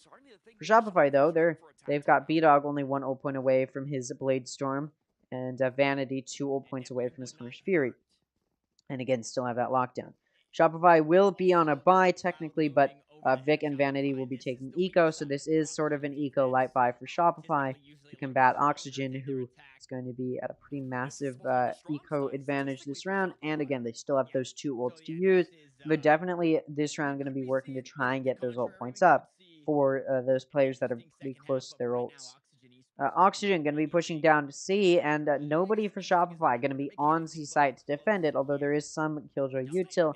And now Shopify is getting some near the site. One in garage entrance, as well as one back site. Which Redux is going to take out, even though he's concussed. B-Dog going to take out Redux. Rustin going to take out Vic, though, and then Mitch going to trade B-Dog off. So now it's a 2v4 for Shopify. Scuba going to be watching mid-window, and he's ready for Moose to jump through. And now it's down to Vanity again in a 1v4 now. We'll see how he decides to play this. Certainly not a flawless round from Oxygen. And it's such a tough sell too for Shopify here, right? Look back at Vine, we could We've got Vanity just trying to figure out how he wants to play this. Able to do some damage to Verno. Able to do some damage to Rustin, but this is not going to be easy here. And Vanity going to take Verno out. Mitch going to take Vanity out, but 3 players left alive for Oxygen makes it a pretty good round. Although that was sort of an eco round for Shopify, although not entirely. And it looks like Shopify going to be able to buy this round, despite, you know, not having a whole lot of econ to do it with. They will be able to. And now Shopify going to be a little bit of a tough spot here. Sorry, what am I saying? Shopify going to be in a position here to try and push through.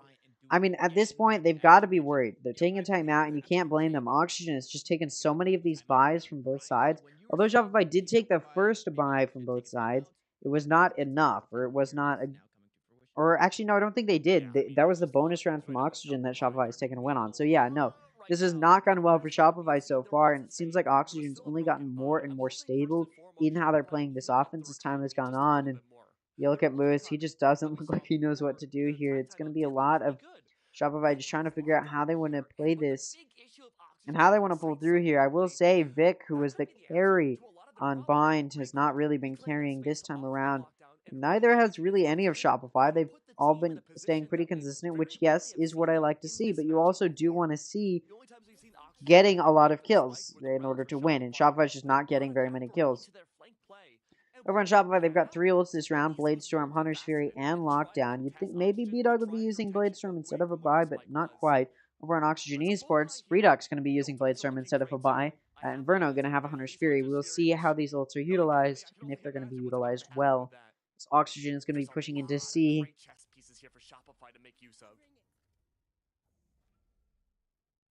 Look at this stack up. It looks great on paper. And it looks like Oxygen is going to be able to push right into site. Some good util to stop the push in.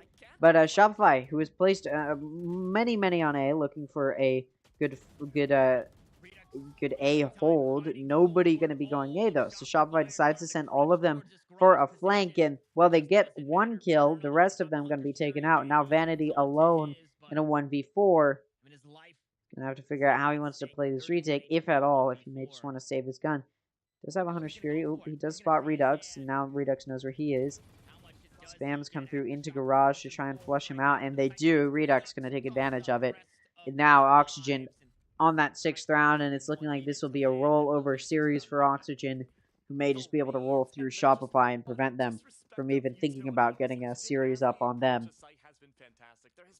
4 ults for Shopify, Bladestorm, Hunter's Fury, Lockdown, and a Cosmic Divide. Over on Oxygen, they've got a Lockdown of their own. This is going to be difficult. This is difficult, is what I'm trying to say here. This is difficult for Oxygen to play here. Or sorry, for Shopify to play here. Obviously, they're going to be using that Bladestorm this round, but I feel like Shopify is just down so much, even though they have all these ults, which we'll likely see come out next round when they're on a bye. I don't know if they'll be able to use them effectively enough to get a win, and even if they do, they're not going to like be halting at an eco momentum that Oxygen has, so it'll really just be salt in the, or you know, it'll be delaying the inevitable, which I feel like Oxygen is just playing too powerfully for Shopify really to do anything against.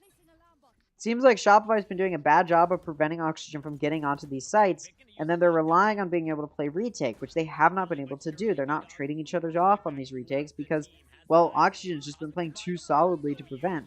Now, it looks like we're going to see a lot of these ults come out from Oxygen. Mata going to be able to take out Mitch, who was detained. Redux going to take out Vic. And this spike going to get defused. The eco round going to turn into a win. The Shopify is just able to stick and hold down that spike. Although B-Dog does get detained and is going to be taken out, it's an eco round for Shopify, so they were okay with losing all their players, because they're still going to be able to buy this round, especially considering they won. Shopify now going to be looking like they're in a pretty decent spot here.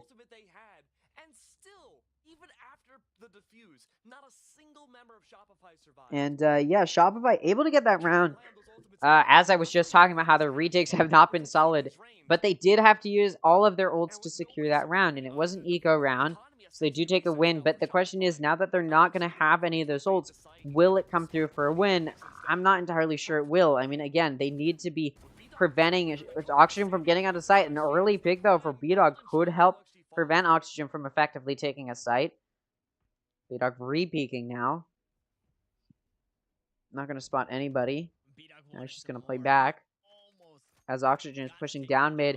Looks like they're going to be pushing into C. Trying to take garage control here, and they will. Or at least they'll remove the vision that Shopify did have inside of garage. And now Oxygen going to be moving over to A, it looks like, where Vanity has been waiting this entire time. Jiggle peeking out. Yeah, OXG are forced to reset here. Vanity is going to get so much info off this play. Just whether or not OXG want to take the risk. The ult comes in from Scuba to try and gain vision, and it's immediately denied, but now they do know there's at least one on A site. There are two near A site, although now they are both on site, and they're going to lock it down well. Vanity going to take out Russ, and Mata takes that Redux. It's traded off by Mitch. At this point, Shopify does have that two-player advantage, and still, site has not been given to Oxygen, and like I said, it seemed like Shopify would struggle to prevent Oxygen from getting onto site, but early picks and good map or good site control has prevented Oxygen from getting onto site. Although now they are on site, and Vanity was taken out, which does mean that the spike goes down, so this retake will be very difficult for Shopify. Vic was holding in that smoke that was blocking off CT, and it looks like they're just waiting for this flank to come through from Moose to start this retake. Making a little bit of sound, and now that flank does come through, and it's going to be good for a pick. And now Scuba taking out Vic and B-Dog, going to leave him in a 1v1. Both of these players at full HP. Though Moose does have less shield, which may be a difference maker here. Spike gets tapped, and Scuba's ready for that possibility, or he's calling that it's a tap. Now that it gets tapped again, he's just playing time here. And now Scuba not going to be able to defuse this spike, and this round does not turn into a win for Shopify. Again, that retake was difficult, and Scuba just playing post-plant and playing time there. Going to be able to allow his team to take a win, and now Scuba will take the lead going into the next half. And if you're Shopify, you got to be looking scared now. Because you just lost that buy round, so your eco takes a massive loss, and yeah, I don't know if I don't know if I don't know if Shopify is really going to be coming back from this round differential, as it looks like Oxygen's momentum will continue to make this gap of rounds that they have even wider. Again, that round that Shopify was able to secure where they were at an eco disadvantage, sure, it was cool that they secured it being on an eco round, but they did have to use every single one of their ults, and I don't know if they'll ever have another round in this half where they have all of their ults available. So it looks like this half can be very difficult for them to play well. There's 3 on C. It's a good read, as it does look like Oxygen is aggressing C early. Redux taking out Moose and be ready, and Shopify not able to really trade it off, although B-Dog peeking out, catching Oxygen leaving. Not only does that provide the vision that Oxygen is exiting, but it gives them an additional kill to tie this player count up. So it's going to be a 4v4 here as Oxygen rotates it over to A. Shopify should be ready for that rotate. So Mata has a lot to do here as he's posted up in short. He's not going to encounter anybody, although maybe Rustin. Now pushing down short. Mata will be facing Rustin. We'll see if the pick and peek come through. And Rustin going to peek out. Able to catch Mata's elbow and gun sticking out. Going to take him out this round. Going to go to not going to go anywhere yet, but it does look like this site is going to go to Oxygen. That spike going to go down, and now Shopify going to be retaking A here, it looks like.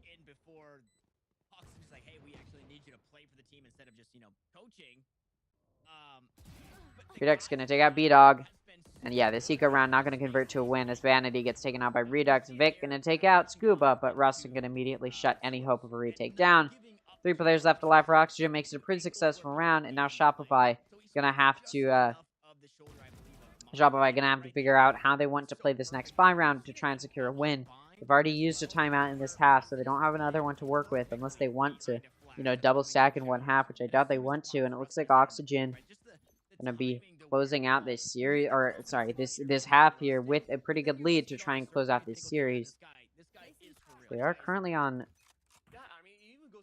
They currently already have a map up, so Shopify needs to pull through here. Ooh, Vanity gonna immediately get a pick. Odin spamming Rustin for putting out that turret and punishing it. Good choice there, which does mean Shopify now has the player advantage. We've seen Oxygen lose when Shopify has that player advantage on these buy rounds, so this could be good for Shopify. This concussion comes through, and now Oxygen going to start pushing in. Let's see how Shopify does decide to play this. Vic going to take out Redux. Also going to take out Mitch, locking down this site. And now it's a 2v5. Verno, Scuba, and Verno going to find a pick. Scuba finds 2. Vic going to take out Verno. 1 player left alive for Oxygen. He's able to get that spike up. Ooh, but Shopify they've given up sight, but it looks like Oxygen just going to rotate, or Scuba just going to rotate. Grab this ult, and now he can just TP wherever he wants onto H site. He's going to get on, looking around, going to be able to get the spike down. And although Shopify is going to be there pretty quickly, they're not going to stop the plant. Champions Vandal glowing, as Scuba is the top frag right now for Oxygen. Gonna fake a TP out, and it looks like Shopify, he's going to buy it. Scuba going to be able to catch Mata off guard. Scuba still holding inside of this smoke. Does peek out of it. Now he's getting ready to get another pick. He's got 8 bullets left. He can't whiff here. It needs to be a 1-tap. Will it be? Oh no. B-Dog gonna come around this left side, and Scuba gonna be able to not quite 1-tap, but he doesn't have to reload as he comes through and is able to get B-Dog out of the way. And although Shopify did have that player advantage to start it off, Oxygen takes the round. And now the Econ for Shopify gonna have to start getting very, very the Econ for Shopify gonna look very, very fragile here as we move into the last round of this half. And yeah, Oxygen should be in a pretty good spot here. You look at Redux just with his hands behind his head. He was looking pretty confident there. Or no, he looked pretty nervous, but you can tell he was fully reliant on his teammate there. And well, they did pull through. Shopify gonna be forcing a buy here because it is the last round of this half, but I don't know if they'll really be able to do a whole lot of anything. Shopify's reading an A hit. They place 3 here, but it doesn't come through with anything as the 2 pointed up long gonna get taken out by Mitch. And although B-Dog is pushed up in long and doesn't get hit by the Rolling Thunder, he does get taken out by Redux as he only has a Guardian and can't do a whole lot there. You do need to be precise with your accuracy. It's now going to be a 2v5. Moose pushed up onto the site. It's getting spammed, and he does get taken out. Meanwhile, Vic going to be able to find 2 picks. But yeah, this round it does go the way of Oxygen. And that does mean that next half will be started with Oxygen up 10-2. Shopify going to need to make a 10-round win streak to get to that 12th round. Or, well, they need to win 10 rounds in this half to get to that 12th round and try and prevent a dominant win here from Oxygen, which is what it's looking like Oxygen may be able to do here. Yeah, if I'm Shopify, I'm going to be looking pretty scared here.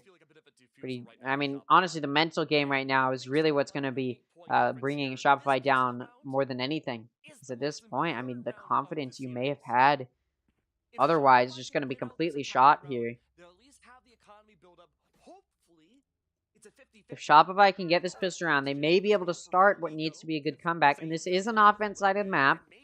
But at this point, with just so many rounds lost, it may not matter that it's an offense-sided map. This uphill battle for Shopify will need to be long, and it'll be very extraneous. Auction places 4 on A. And guess what? Shopify doesn't go A. They all go B. And the spike goes down on B. Site has been taken. Now it's down to Oxygen to try and retake this site. Why doesn't it show the spike on the map anymore? I feel like it should. Anyways, Moose going to be able to take out Redux. Does start this off well for Shopify. Prevent the site being taken. The flank kind of stopped, although there are still 2 flank. Shopify's ready for it, though. B-Dog locking it down. Going to take out Midge. Scuba able to take out Vanity. And now that B-Dog is blinded, still going to be able to take out Scuba. Get away with his life. We're going to take out Vic, but B-Dog takes out Rustin, which does mean that the 2-player advantage is going to be held here. Burno able to take out B-Dog, but it's traded off by Mata. Shopify does take the first pistol round. That could be, again, it's going to need to be a very long comeback here. Similarly to what we saw in Bind, where it needed to be a big comeback from Shopify, although the round differential there was not as extreme as it is now. But again, Shopify taking that first pistol round is a good start to this comeback. When you're at such a big round differential, they do need to be working pretty hard here, and they're going to need to be pushing it into overdrive. Should be able to take this next round, though, which, again, will put them in a pretty good spot here. And I will say, even though it looks like Oxygen's been rolling over Shopify here, they actually really haven't been. These rounds that Oxygen were winning the first half were very expensive rounds. They were losing a lot of their players. Like, Shopify was still putting up a good fight. It's just that towards the end of that half, I do think Shopify started to lose hope that they could have been winning some of those rounds. And it definitely started to show there. Shopify going to be able to take control of site. Going to find everybody who was on site, which were 4 at the time that they started taking site. They're all gone now. It's down to Rustin in 1v4. All he has is a classic. This will be more than difficult, to say the very least. Pushes out. Able to head dink Vic, but Spectre versus Classic, and, well, you're just not going to win that exchange. This round going to go to Shopify. Score now going to be 4-10.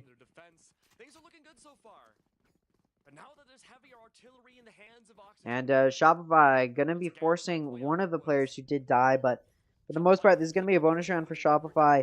And Oxygen going to be on a bye. So if Oxygen can take this round with as many players alive as possible, they could be at a good spot to just close this series up here. Let's see if they can. Shopify getting ready to push through here. Instead, they just go in straight ahead into A site. I like this nebula. It's gonna hide away Verno's position. The dart does come through, and B-Dog is spotted. Verno trying to punish it, but well, B-Dog's a little bit too much behind the wall. So Shopify gonna start rotating off of A, and it looks like they're gonna turn their attention towards B. They've got Moose lurking there, as well as Vic, to get ready to push in. Yeah, it would have been nice to have, but tucked away. Now Shopify is getting ready to Rebellion. Like you mentioned, right? Playing this one slow. take it through Garage, it looks like. No, it looks like they are going to be backing out and moving it over towards A. Shopify are cutting noise. Shopify going to be moving slowly into A, but there's 4 for Oxygen right now, getting ready for an A push. The dart comes out and it's broken by Mata, but that spike is moving over towards C, so Oxygen thinks they're right to have so many players on A, as the entry util does come through from the initiators, and Oxygen's getting ready to defend an A push, but the Sova drone comes through. It only spots Mata. Redux going to take him out.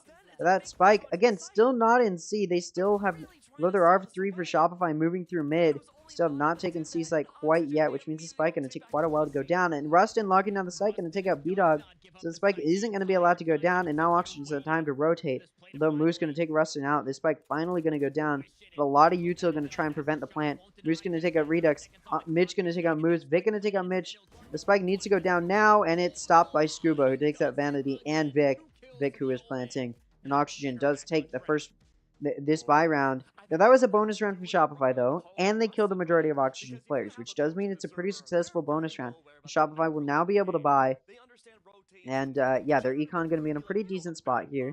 Oxygen needs to be a little bit worried because their econ takes a pretty massive hit off of losing that many players there.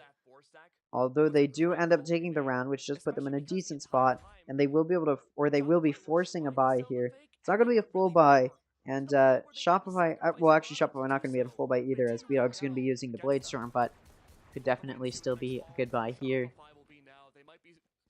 Never seen that wallbang spot before, but Mitch wallbanging in through short into A lobby. It's not going to do any damage though, as Shopify's not even there.